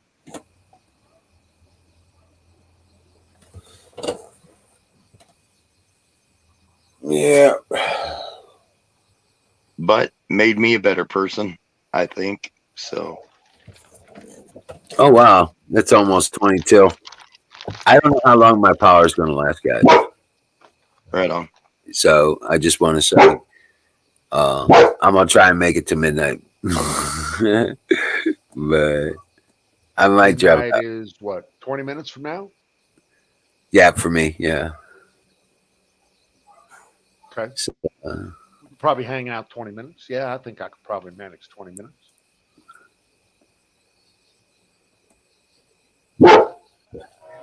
Chopped weenies, canned mater sauce, government cheese on English muffin. Dude, been there. Put it all on a 2-day-old bagel. That's even better. Yes, he does, Kim. I'm glad. I'm glad it was. I'm glad it was motivational. Cool. Saying everything I need to hear, be reminded of God. He works in mysterious ways. Yes, ma'am, he does. Praise the Lord, pass ammunition. But yeah, we're trying to be some positive tonight. Trying to be motivational. Yeah, that's it. Motivational. Positive. Positive. The glass is half full, never half empty. correct. Only thing, if you're bored, you're missing an opportunity. That's all. Yeah. If you don't know what you want to do, you're not thinking right, because And- all you got to do something, do anything, get started moving, and then the ideas will start flowing. And don't think you can solve every problem immediately because you'll drive yourself insane. Nope. Yep, that's a fact. But if you're ADHD like I am or have been, I've got dozens of projects that I work on until I get distracted by one of the other ones. See, I'm severe OCD, so the obsessive and the compulsive. So I will do random stuff, but then obsess about it. And just like learning something new, I will obsess to make sure I know every little intricate detail about it, and it'll bug the crap out of me. Oh, right. But when it comes to doing things and just getting started and get the ball rolling, that's what matters. It doesn't even. Sometimes I work on pallets. Sometimes I'm cutting down wood or splitting firewood or work in the garden or working in the shop on a cooler, dice, a number of wood projects I got in mind. You know what I'm saying? Making the benches and the swing benches and picnic tables and stuff like that. So I have dozens of these projects lined up, ready to work on, and I'll do a little bit of something on it. And then next thing you know, oh, I don't have this. So, and I go look for that, and I get distracted by something else that I've got going on, and I'll do a bunch of work on it. You know what I'm saying? Yep. So I start sweating or need a cigarette, you know. And sometimes that's good though, because then you have multiple things going on, But multiple streams at the TV. Yeah, but if you do that all week long, Uh, at the end of the week, you turn around and look at all the things you got accomplished. You know, because those projects do come to completion. Those projects do get done. You know what I'm saying? You keep going back to them. You know what I'm saying? right. Ragged. I used to think that too, and then I got to thinking, it's like, yeah, but with like the CCNA, yeah, it'll be office-ish job, but at the same time, I will also create more time for myself to do activities that are fun and outside, I believe. So that's my motivation right now, to where I'm not going to be working 24/7 constantly, to where I'll have more time to go, look at some of the sites around, the historical sites around the States and stuff like that, to travel a little bit more. So, yeah, that's you heard the train, Zach? Holy cow. I barely heard it. Well, I guess in my quest, I guess I got a lot of my traveling done in my early years. You know what I'm Nice. saying? So, and yeah, Military. military, yeah, mostly. Then truck driving, of coast to coast truck driving. Right on. I did that for about a year and a half. Nice. You know what I'm saying? That was before computers. Most of my truck driving, I've done very little outside of maybe 100, 200 miles. I've never done coast to coast. Ragged construction, outside work construction is a young man's job. It's a young Yep. man's folly. It really is. If you're an old man in construction, you're killing yourself. Yeah. And you know that. And you know that. Yeah. So, dude, I did construction as a youngster. I did. I was a mason's helper. My daddy was a general contractor. I grew up on a job site. I was an outside person. But I also knew that I couldn't do that my whole life. I had to get a career. I learned electronics, then I learned computers, then I learned networks, and it's been fucking lucrative for me. I love what I do. I'm a lucky guy. I am extremely lucky. And my path was a little different. I had to be slapped in the face with the reality that I wasn't going to be able to keep doing it. So, yeah. It's- Yeah, I had to die. okay, you win. I died. That makes you the man. I died. I'll be right back, guys. I gotta let the dogs out. I'm not running from your thing, but this dog's gonna, I think, tear my sock off of my foot if I don't let her out here pretty soon. So I'll be right back. Rock on. Go let the dogs out. Yeah. Talking about dogs, and my princess is here. Yes, a pretty girl. Come here. I'll put up the screen. I think she's gonna come up. Come here, princess. Come here, baby girl. Come here. Come here. That's a good girl. That's a good girl. Such a pretty princess.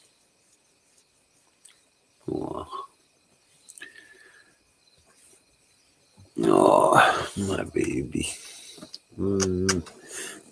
Ranger's outside being a protector. I know. You want what you want? Go outside. Do you go outside? Okay, I'll let you have it if that's what you want. Yeah.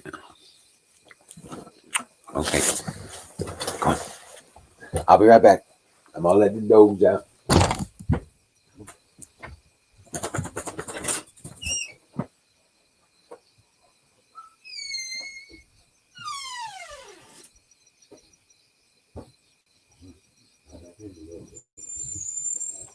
I heard a weird noise. I come into reek. I think he was also letting the dog out. Oh, okay. All right.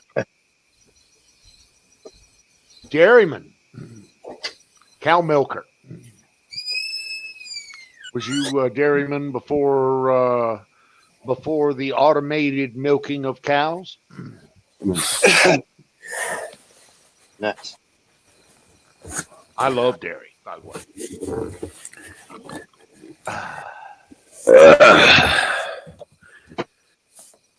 I worked around a lot of cattle, but never in a dairy. I grew up milking. We had a milk cow, but never worked in a dairy. No. Well, any work is good work. Okay, I'm a believer in good work, hard work, soft work. If you do enough hard work, and I'm a firm believer, if you do enough hard work, you begin to understand you would prefer the soft work. Right. Trust me. I've done enough hard work. I've done plenty of hard work to satisfy my, what do they call that? Lifelong coefficient of hard fucking work. I've dug my fair share and other motherfuckers' fair shares of ditches. Yep. I managed to avoid the ditches part, but I've done construction Well, I mean, you got to dig out. When you're the son of the general contractor and you're 10, 12 years old, guess what? You're digging ditches, You're digging ditches. right? Need a pathway out for that foundation over there. Exactly. We got our footings. So So dig make sure all that gravel's spread correctly. Make sure all that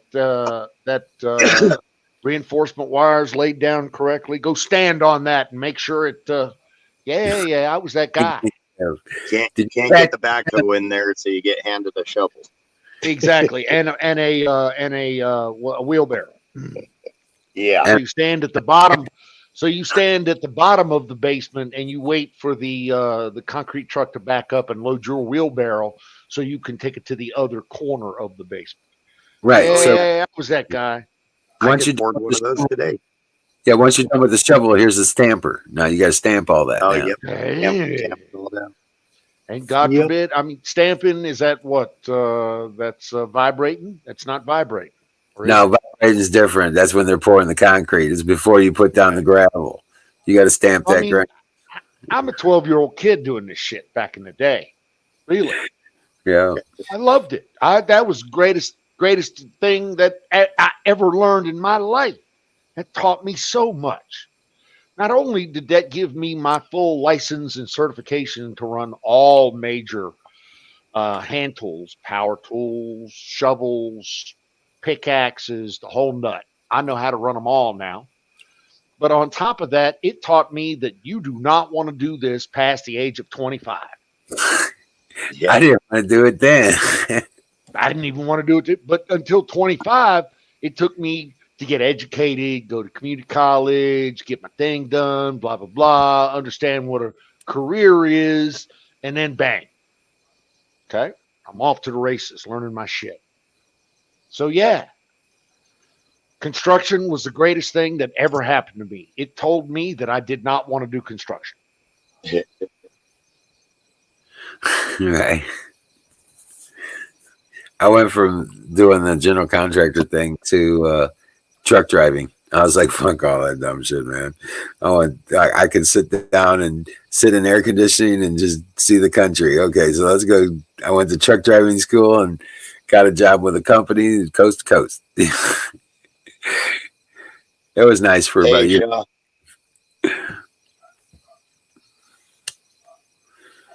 For about a year and a half. Yeah. Hey, Colonel Shaw. Well, I've always said I'm one of the luckiest motherfuckers you are ever going to meet. I am.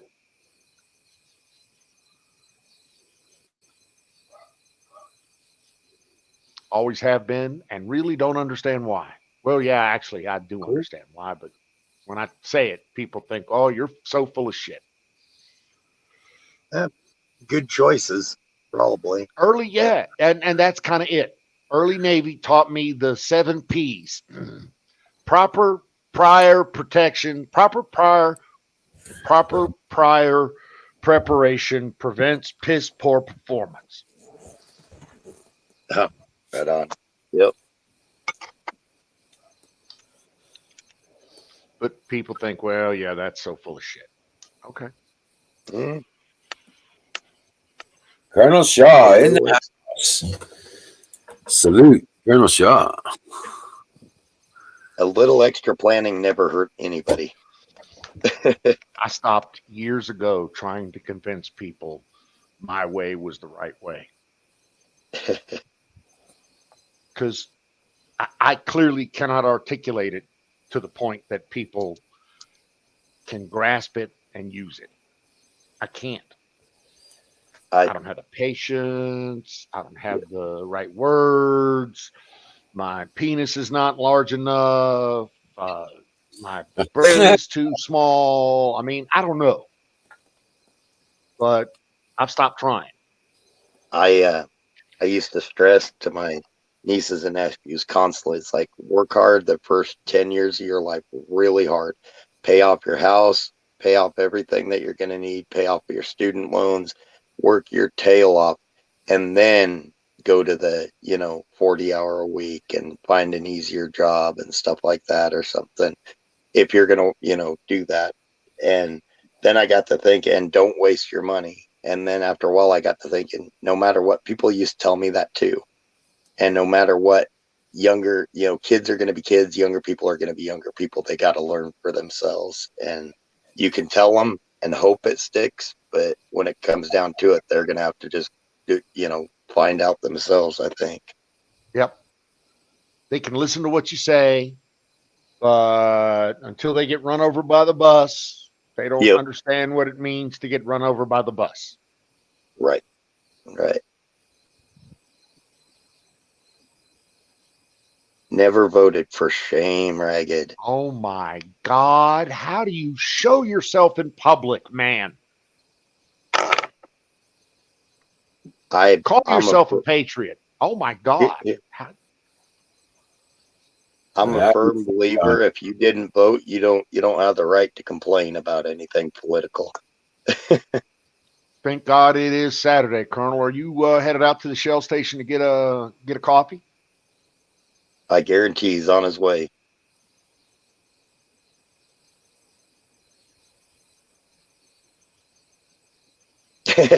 Zach says, "Don't throw anybody under the bus, Dom."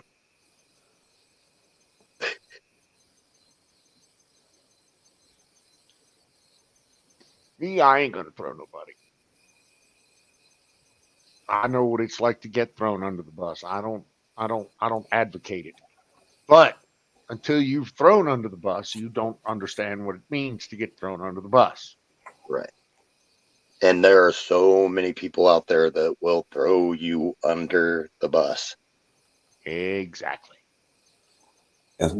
Sometimes you don't even have to be there. Mm-hmm. Oh, that's when they want to throw. Yeah. If you don't attend a meeting, trust me, you got a whole shit ton of action items. You just got thrown under the bus. Yep. Yep, because you're not there to defend yourself. Exactly. Yep.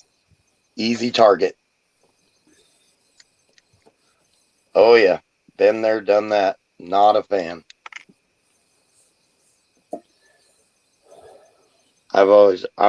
And I think it's how I was taught. If I screw up, I'm going to be harder on myself than anybody else can. And it's kind of funny, like in construction, everything. If I did something that, was a little bit of a screw up, I rarely got my butt chewed because they knew I was going to be harder on myself than anyone else could be. And I would not do that screw up again. And if I did it, I took the blame for it. But I sure the heck wasn't taking the blame for somebody else. I did it. No, you're right. You're right. And I'm same way. I'm exactly that. I'm harder on myself than anyone else ever will be. Yep. Yep. And that'll serve you well in life. It will.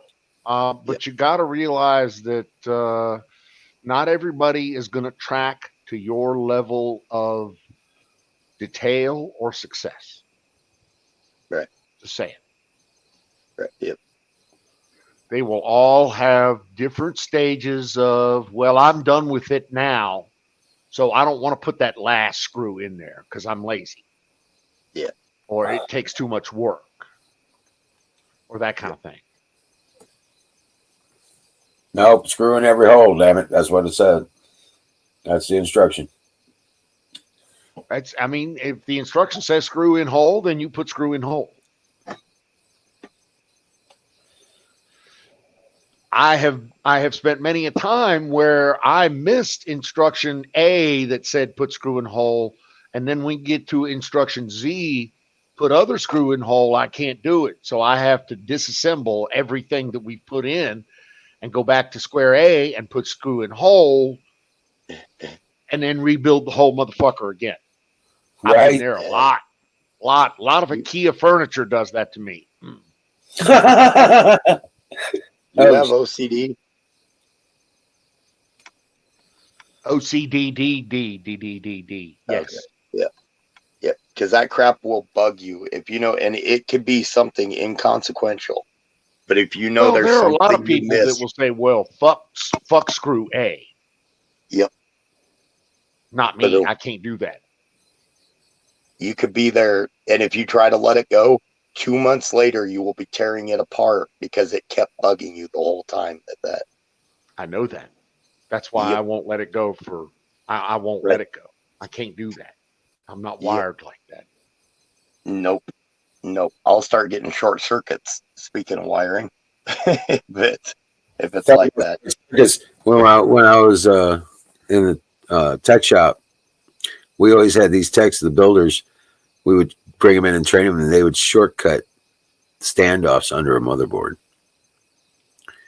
and then they would put the cards in the motherboard in the case and crack the motherboard because they didn't put the standoffs in place. I remember Yeah. that. Yeah. So they'll probably try to lift the motherboard, put standoffs in place. Yeah. Can't do that. And ragged, God forbid there's a fucking missing piece, Right. especially if it's like piece number 2 or number 3. Or there's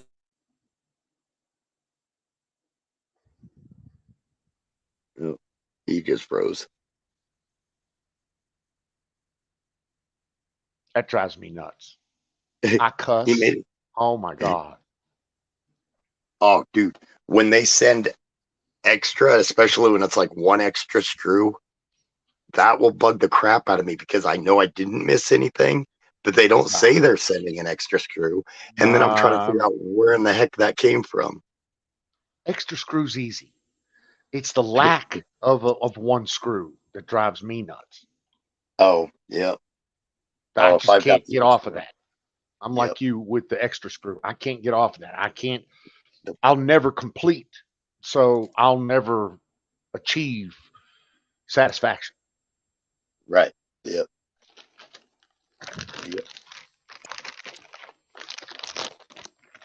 For me, it's always completion. We're moving towards completion of either a complete project or a phase of a project or some mark, some milestone. Right.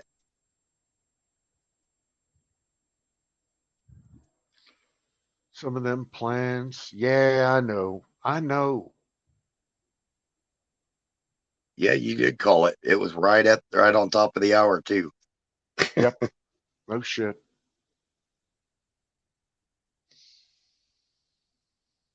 Who else is out there? Lurker, sound off. Wiz, come back.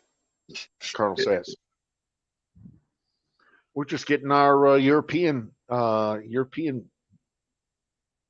contingent on. Except for Ragged. Ragged never sleeps, so he's Yeah, always dude. I online. don't want to brag, but I got another bonus this week, and it was cool as fuck. That's nice. You said 30, 38? 30, 32, 17. 32. Tax I take down. it. I'll get about $2,000 of that, maybe. I take it you get those pretty frequently. Probably pretty frequently, yeah. So we're getting annual bonuses, which are, very large. And then deal bonuses and quarterly bonuses. So we get a quarterly bonus, and then we'll get deal bonuses on deals we win. Yeah. Well, and I don't know if you're yearly bonus in that, but I've heard from some people that in a lot of those fields, a yearly bonus is like almost the national average income of a lot of people. Yeah, that's about right. That's about right. Okay. Nice. About a 25% bonus for me. Nice. It's not bad. I can't bitch. I'm liking the sounds of doing that. And don't get me wrong. I understand it's not going to be easy. It's not going to be a cakewalk all the time. But I like the fact of being able to do a regular job, not having to work 24/7 to get that type of money. Yep. You don't have to be the self-driving entrepreneur on all the time. That's the one you know what? I love the work of the entrepreneur. Trust me, I can put together the books online. I can make sure that the accountant gets hired and the taxes are done and all this other stuff. I can do that, but it's just way too much work all the time to Right. get what I would consider to be equal, literally equal economic power by going to work for the man in a senior position. Nice. It's good. It's good. I have no bitch. I'm just, yeah.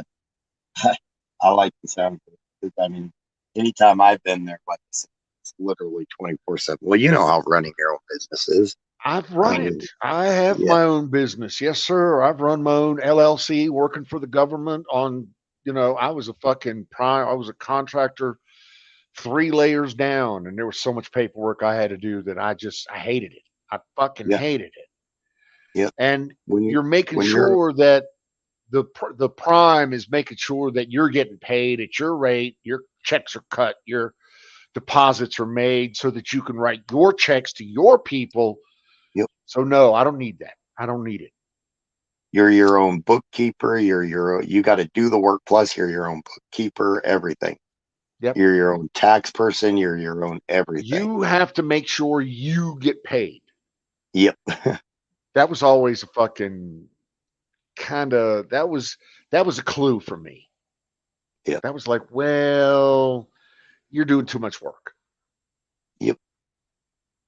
And then when you figure it out, you're making pennies on the dollar in the long run compared to even people working for you. That's what got to me in construction.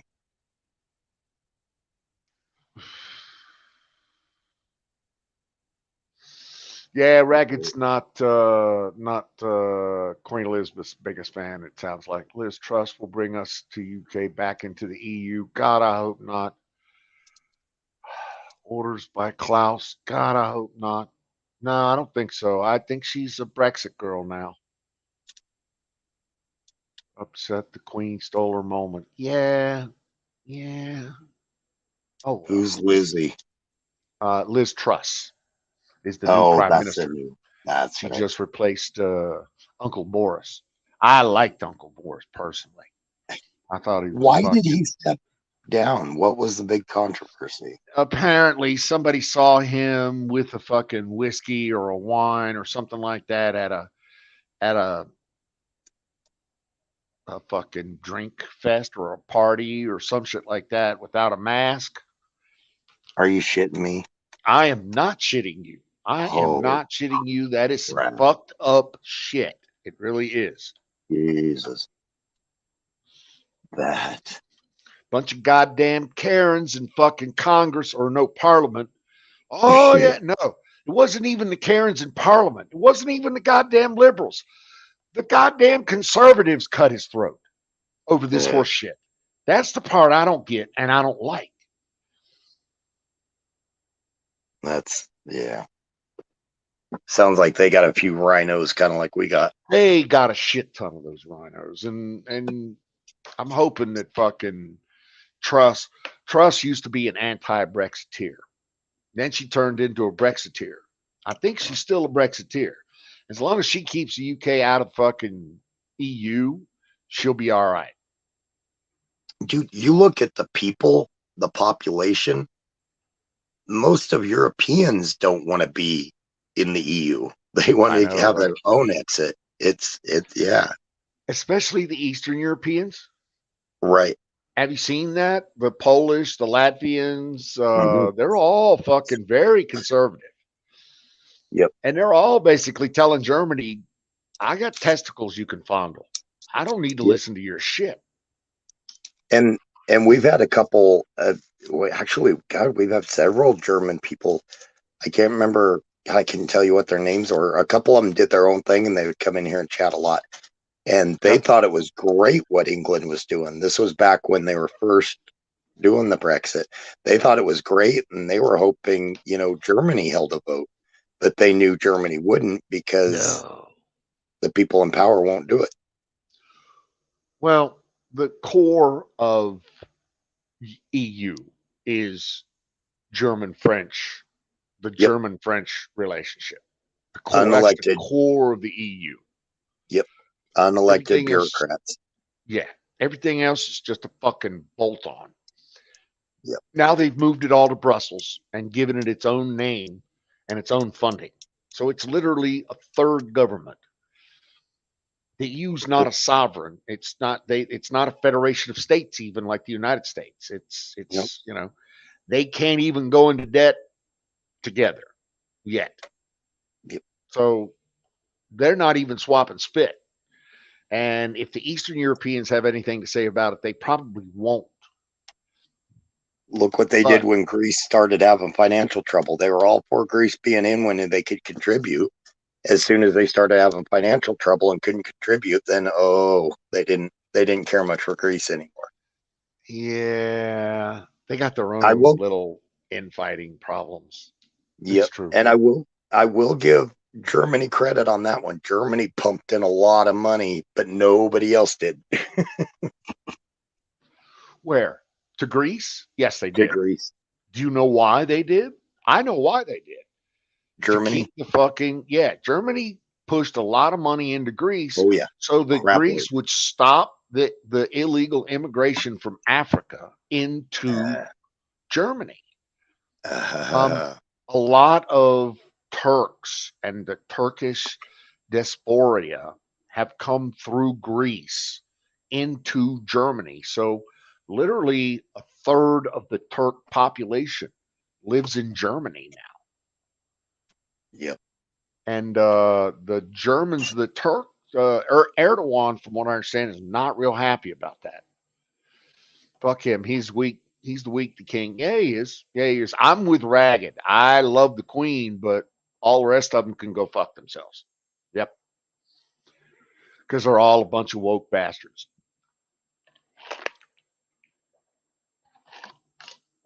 Weak, woke bastards. By the way, and I want to throw this out there, I really do appreciate you guys listening. Remember, I'm Don the Hated. So nobody ever wants to hear what I have to say.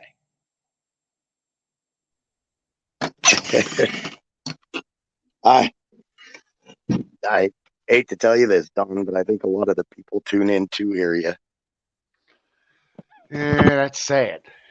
Because mine is not an articulated story, a well-articulated story. It is not. Mine is a brute force, ham-fisted, fucking use a big old hammer and it will work. Kind of like. Yes. Sometimes that's what's needed.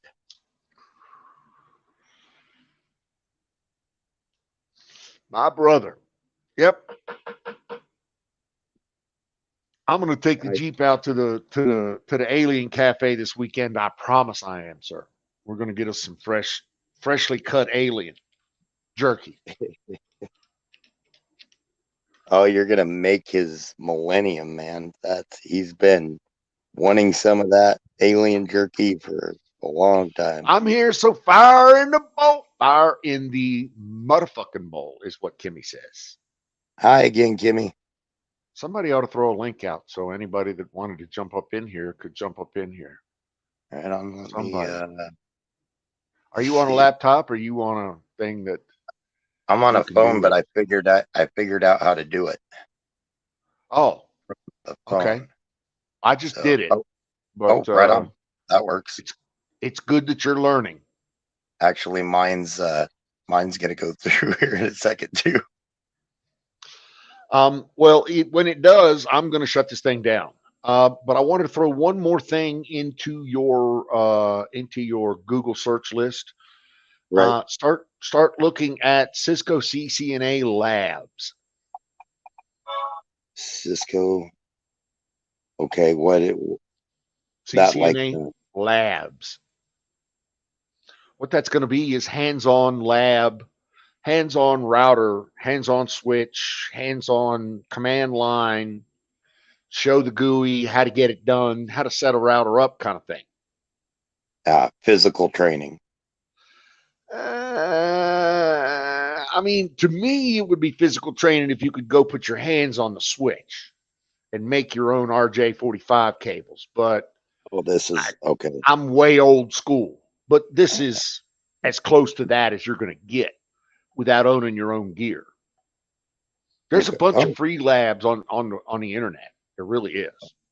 and some of them are the most expensive one I'm seeing is $150. That's not bad. Yeah, there's some real reasonable trips up in there, but they've been doing this shit for years. So you got to understand they've kind of done this to death. They know what kind of labs and packages you need.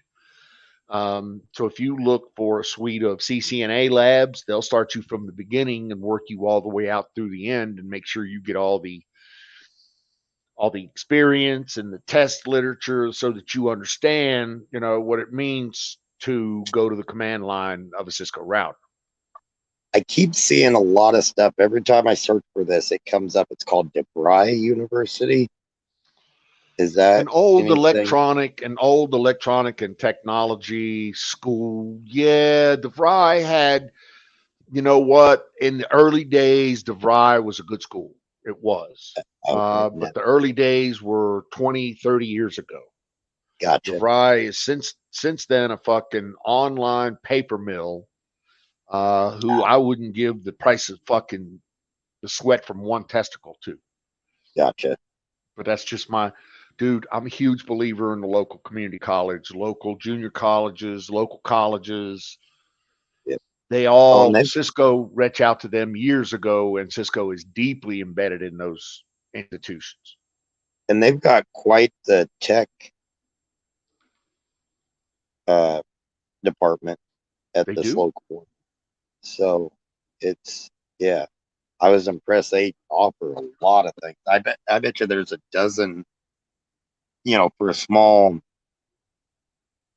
college, a dozen courses. Pretty good. And the beauty part is, at the end of each one of those courses is a fucking set of jobs. Right. They've got people waiting for those graduates. Yep. And Literally. they do have a placement thing. So That's why they do, because placement is so easy there. and apparently it may not be local, but still placement.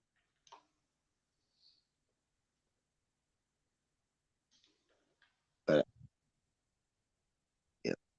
Well, when they say So- local, they meant within state, is what they said. So many opportunities, options. Right. Orange, white, orange, green. Wiz is trying to explain to you how to build your own Oh, Cat 5 cable. oh, I got you. Oh, now see that stuff, like the actual running the Cat 5, putting the ends on the Cat 5 and Cat 6, and like running a lot of the cable. Actually, I've done a crap load of that.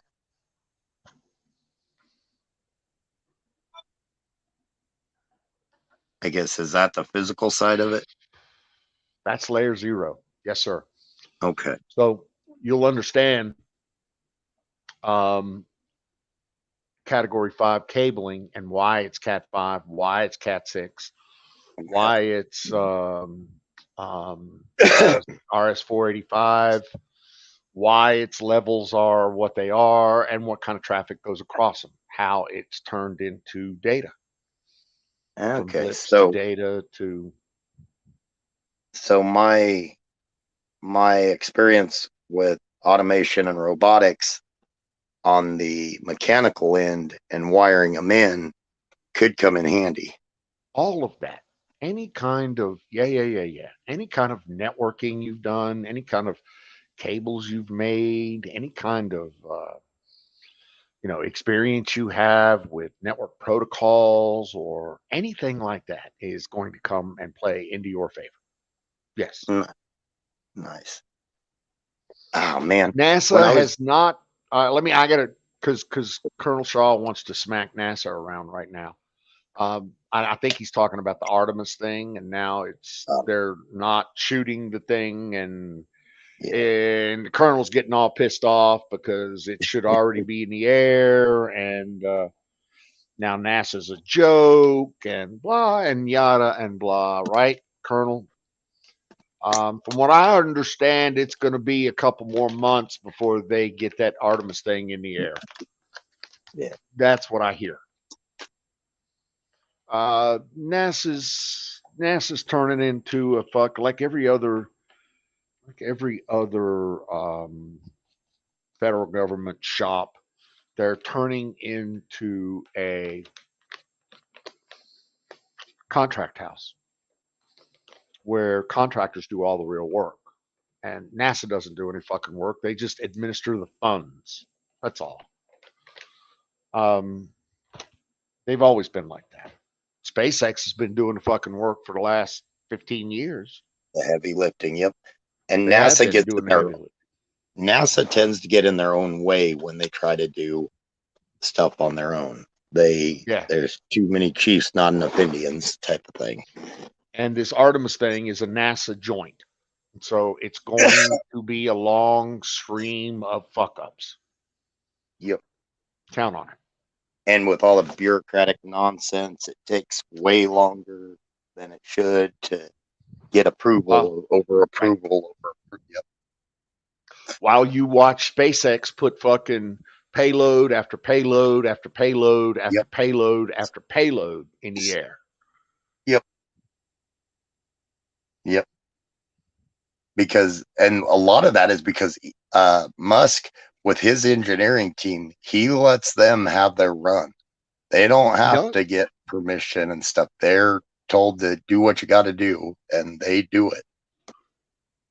But they're also they're paying for themselves. They're paying the bills. I mean, as long as their engineering skills are getting the job done, Musk lets them have what they want. Yeah. And to be honest, right now with Tesla, the car company, if that went broke, it would not hurt him near as bad because a lot of the money, a lot of his income right now is off of SpaceX. I mean, don't get me wrong, he's making good money off of Tesla, but the majority of things climbing in his favor, I think, with a bigger future is SpaceX. Why you got to trust Musk, Ragged? I mean, I don't understand why trust even has. Well, I guess I do. I'll be honest with you. I trust Musk further than I trust most of the other ones, because at least he's clear about what he wants. He wants to go to Mars, and he wants to make a shit ton of money doing it. Okay. Yep. He's a free market guy. I mean, he's a free market guy. Exactly. I can't. When people make billions, and when they make billions off ideas, and a lot of it's not his ideas, but he's got the skills to put the right groups together. Yep. And that's impressive in its own way. I mean, and that's pretty genius in its own way. You know, that not a lot of people have those skills to put the right teams together to do what they've done. So, I mean, I can't take away from somebody being successful. Ragged's got a problem with the fact that Elon might be making a weapon or two for the United States government. Those hunters. He's got a problem with that. Yeah. Those are hunter killer satellites. Those are to take out satellites that would attack us. Dude, would you rather he be doing this shit for the Chinese or the Russians? He's weirdo. I mean, listen, what kind of I'm a weirdo, but what kind of smart people have you ever met? Really smart people are not fucking weirdos. Right? Yeah. I mean, let's just glance at fucking Hawking or Einstein, or glance across the board of the fucking University of Southern California and see how many, oh my God, Nobel Peace Prizes in physics go across that parking lot. Jesus. Not many are what would be considered socially adequate. Bingo. None of them are fucking, social genius. Right. Geniuses they are. Yeah. And that's what you want from these people. And a lot of that is for them to be a goddamn YouTube influencer. Right. Sorry, I'll shut up. No, now. A lot of that is most of them suffer from different isms or whatever, and stuff like that. Einstein was a major, obsessive compulsive and stuff like that. There's been some of them that were it's thought that Tesla had like ADHD. He could not so many times he had so many things going on in his brain he couldn't keep up with, which not Smart ADD. people are weird. I mean, smart people have been weird throughout history. They really have. Yep. I mean, look at Da Vinci. Socially own. acceptable. Dude, he did everything. He was truly the Renaissance man. And Mhm. the church and the government wanted him dead. Yep. Why? Because he told people the truth. And he could prove it. Wasn't Da Vinci the one that cut his ear off after his girlfriend dumped him? No, that was de Bergerac. Oh, okay. Cyrano de Bergerac, I believe, was his name. Okay. God, why But do I know that? A lot of smart people do some really, and that's another thing. A lot of smart people do some really stupid things. Stupid shit. Exactly. Why? Yeah, Because but they learn from it. they're not put together like the fucking rest of you. They're not. Right. They're just not. I can speak to that from experience. I They're don't want to tell you how smart I am because that would start fucking people would start talking. that people people get on here and start talking about my IQ's this, my IQ's that. It's like if your IQ is really that high, you probably wouldn't be on here. I mean, I eat crayons, so mine is negative. It's they took away points because I always tell everybody they took away points because I signed it in crayons, so I hit the negatives. But yeah, there's no way I'd brag about it because there's some. Yeah, I just wouldn't, and they wouldn't probably know why. It just There's not a good thing to brag about. There's a Big Bang Theory episode where they keep calling Sheldon crazy. And he keeps retorting, "No, I'm not. My mother had me tested." That's kind of my story. No, I'm not. My mother had me tested. So there. Mm-hmm. And those online ones, they're not accurate. They're not even consistent. Those online ones, actually, you can go on those online ones, and especially the ones that ask for your like profile and have you set up a profile. If you change your gender or race, it'll alter the results. Yep. It's a messed up thing. If you want to take a legitimate test, you're gonna have to sit down with somebody, take it, oftentimes a psychologist, and it's gonna be Wechsler or it's gonna be something along those lines. There's only a few that are really accepted. Anyways, TMI. But yeah, some of those smart guys are they're a little off there, but I can't condemn any. Yeah, I can't condemn anybody for being successful. I mean, I'm jealous. I'm jealous as crap. I wish I was a billionaire, but I'm not going to hate on the guy just because he made it there and I didn't. It's in my humble opinion, it is the difference that everybody tells you is the goodness of diversity. Do you know what I mean? Yeah. It's you get to meet these people that are, well, I'm one of them, so I can easily say this, but personality challenged. Do you know what I'm saying? I got you. I consider myself damaged to goods, personality challenged. Why? Because I don't have the patience and the personality that it takes to tolerate or to deal with some of the, well, let's just say, dumber slices of society. I just don't. Right. And I get fucking downright annoyed and even physically angry over it. See, I don't get angry. I get stumped. I get dumbfounded, like a loss for words. I don't know how to respond sometimes when something That's my rolls out angry. that is so ignorant. I'm like, And then I'm that guy that'll just turn around and walk away because I don't know how to respond. I'm learning that. That's Yeah, me. Complicated. Exactly. I'm complicated. Thank you, Zach.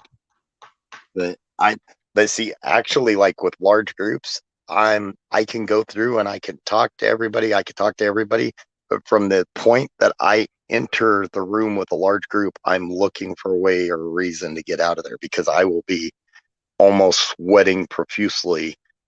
I don't like large groups. I do well in large groups, but I can't stand large groups. I was talking to one of my friends not too long ago, and it threw him off because we grew up together. He's like, man, I always thought you were okay with large groups. Like, no, I can't stand large groups. Like, haven't you ever noticed that I was there for 5 or 10 minutes and then I would be like on the balcony or something smoking with people and just hanging out whether I was smoking or not? I just want to find a way out of it. Not a fan of big groups. Oh, I'm Never have. absolutely 100% agreeing. I'm not a fan of big groups. I'm just not. Yep. It's something I'm having to learn to deal with. And I'm like you. It's not that I'm just learning now to turn around and walk away. And oh, by the way, Zach's got incoming Little Debbie in your Yeah, I saw direction. that. So you may want to Yeah. dodge. You may want to duck.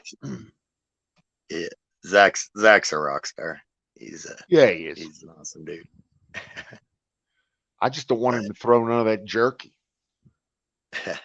Can't be throwing that fresh alien jerky, baby. That stuff, it's kind of, like gold. Dude, when you get him some of that, that's seriously gonna make his year at least. He's I been got so him covered. excited. No problem. We just need to make sure that we get it to his right address with the right tracking number and the right everything else. Oh, he's not gonna throw that, he says. That's his. Nobody else gets that.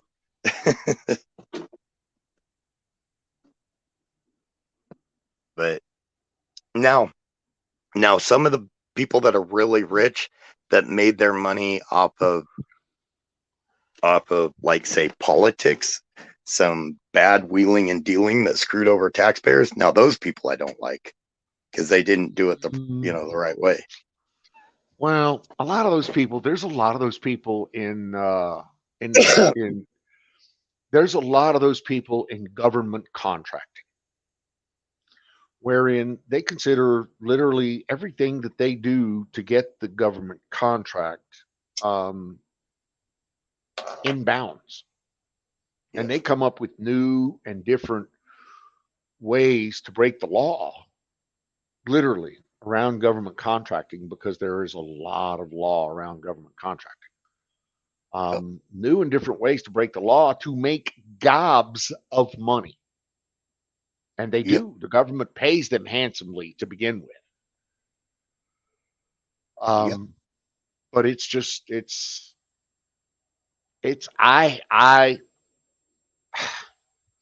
know what? On one end of it, I fucking hated it. I knew how it worked and it drove me nuts.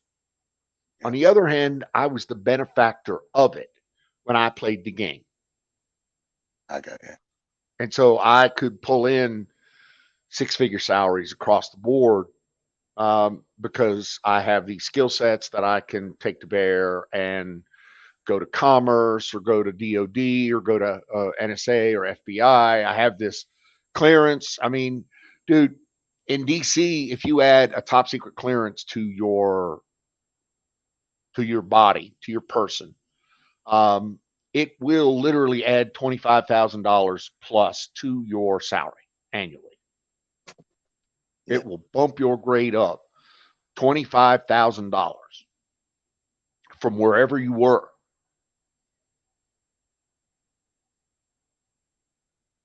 That's a commonly held rule of thumb in the DC area. Right. I've seen it. I've had it. I've been the benefactor of it. So yeah. I went so long without financing anything that my credit score suffered. I doubt I could get a top secret clearance. Yeah, no. you got to have perfect credit and everything. And a lot of people wonder, why do you have to have a perfect Nope. credit? Nope, You can't. You don't. Oh, you don't? You don't. Dude, I've had a top secret SCI with a full scope poly. They hooked me up to a fucking lie detector, literally. Oh, okay. Asked me about being gay, asked me about being in the Navy, asked me about, did I have a drinking problem? Did I have a drug problem? And in the end, it was weird because they had me back because they thought I had a drinking problem. So I had to go to a second round to get passed. Huh. And I got to tell you, I thought I was dead when I walked away from it. I thought, nah, I failed that. My life is over. I'll never get a job. I'll never do this. I'll never do that. And then they're like, no, you're good. Don't worry about it. Oh, So, I mean, you do not need good. You don't even need good credit. Here's the okay. trick to getting the fucking clearance. Telling the truth. It's really just that. They're looking for your integrity. That's all. My They're looking to make concern, sure that you're going to tell the truth. When somebody asks you the hard question, you're going to give them the hard answer. right. Does My that make sense to concern you? was yep, it does exactly. My concern with something like that would be the gray areas, like, do you have a drinking problem? And say you drink a beer a night and then you question yourself about that. It's like, do I have it? So you don't know. So you're like, no. And then it kind of flickers a little. And I mean, I guess you just have to say, I don't know. I've questioned it myself because I have a beer a night, Stop. I mean, the one thing you don't want to do is let them talk you into having a problem, Right. because they will. I And you guess. have to defend yourself. No, I don't have a drinking problem. No, your perception of that is wrong. No, I did not do that during the military. Yes, I did go to NASAP and ASAP when I was 26 years old in the United States military at Air Base Charleston because we had just got home from deployment and I needed something to do. No Right. shit. It was either that or go to the EM club and start drinking. So I Zach, went to actually, NASAP. right. Sorry. It's all good. Zach, Coffee. actually, I don't drink. Well, I mean, I drink. I don't drink much. I mean, maybe a couple times a year. It was Yeah. just an analogy. I don't drink either. But this was, back when I was 26, 25, 26 years old. Then I did. Yep. Yep. I'm So guessing you're like me in that respect too, that you're a control freak. Don't like anything that messes with the being in full control. well, I stay stoned, if that's what you mean. Oh, well, yeah, never mind. Because that's why I don't do that So also. no, I'm not I'm not that. But what do they call 'em? What do they call those people? A functional drunk? I'm a functional stoner. There we go. You know how people can get up at 6 a.m. in the morning and start hitting the vodka, hitting the bottle, and work through it all day, right? And just look like they're normal and blah blah blah. I'm that guy. Yep. I gotcha. My issue, even like when they try to give me painkillers and stuff, and I'm like, no, they've tried to give me like Percocet, Oxy, stuff like that. And I'm like, no, because I know from the past when I've taken them for surgeries and stuff, those things make me to where I'm loopy and I can't think straight. It's like, nope, not a chance. I got to All be right. in full control of my faculties. I'm gonna tell you, like I told the nurse one day. I said, listen, I've suffered through enough pain in my life. I've been cut, shot, fucking stabbed, everything else, beat profusely about the head and shoulders. Pain is not something that I enjoy. I don't. Yep. So send the morphine. I really give me the fucking morphine, get the pain away, right? Right. Fentanyl doesn't do it for me. I probably told you that story. I'm a morphine man. Morphine makes the pain go away, makes a smile on your face.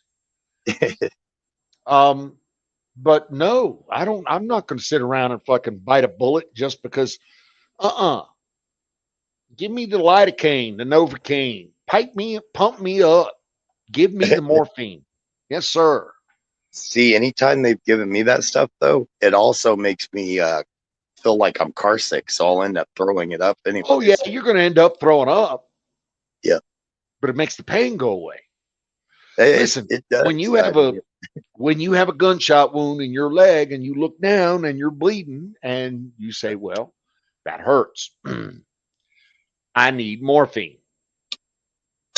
Doc looks at you and says, that's gunshot wound. You want some morphine? Yes, please. Thank you. Bang, we're done.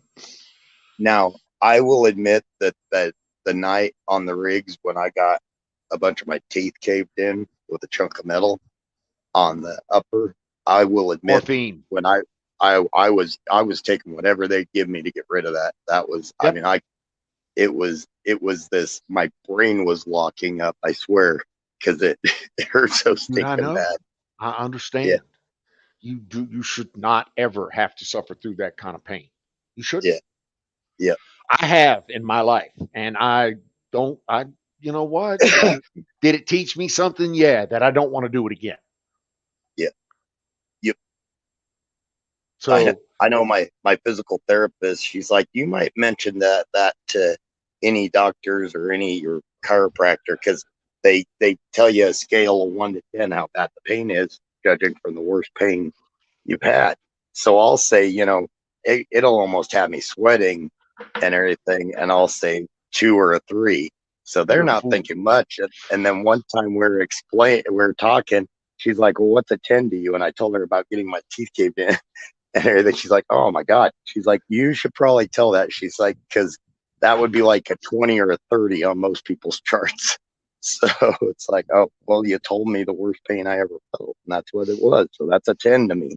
There you go. So, yeah. Some people don't have the experience that you have. Most people Yeah. don't have the experience that you have. But I wish this I is didn't. your I remember experience. when that happened is all we had, and it was a set of power tongs, so there's grease, dirt, so we're trying to wash it off, and as all we had was ice water. Well, like I said, and I don't really want to relive any of this shit, but morphine is the way to go for me. The more powerful the pain relief, the better off I am. Right. I've discovered that fentanyl don't do it for me, but codeine and lidocaine is a great local. And I can eat enough Vicodin and various and sundry other drugs to where I really don't give a fuck what the pain says. Well, I went in one time, and I think it was for a hernia surgery, and they gave me a shot before the shot that knocked me out. They gave me a shot that I swear my body just got warm, and I'm like, holy crap, I felt nothing. And I told the doctor, I was like, man, if I would have had this, I wouldn't need the operation. the guy that gave me the shot, he was also going to do the thing that knocked me out. He's like, yeah, I'm a lot cheaper than him too. So it's like, oh, crap. Nice. I had fentanyl on the wake up from my hernia surgery, and it did not work for me. Nice. It did not work. I was in pain.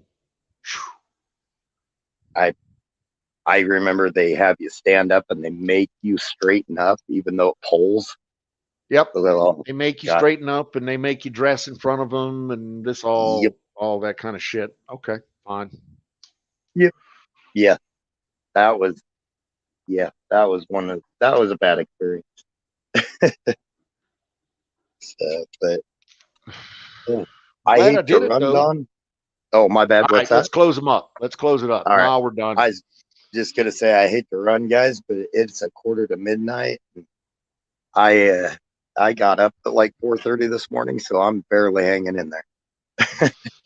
Roger that, sir. So Let's thank everybody for hanging out, particularly Ragged and Platoon, Wiz, Shaw, all yeah, you thanks, wonderful, guys. wonderful chat Kimmy. people. Shaw, Kimmy, thank you guys for coming up or taking the time for us today. Much, much appreciated. Who do we Drugs are different here. It's 7 a.m. in the UK. Yeah, it is. It is. Who knows? I'm going to be up for a minute or two, but I'm going to go ahead and close it down. So, Yeah. Dream well, Patriots, as Wiz says. You guys take care. Absolutely. Appreciate it, Take Sam. care, everyone. Yes, sir. You as well. You righty, want to guys. push in or you want me to? I'll take care. Yeah, I'll close it down. I got Oh, it. right on. Take care, guys. Later, guys.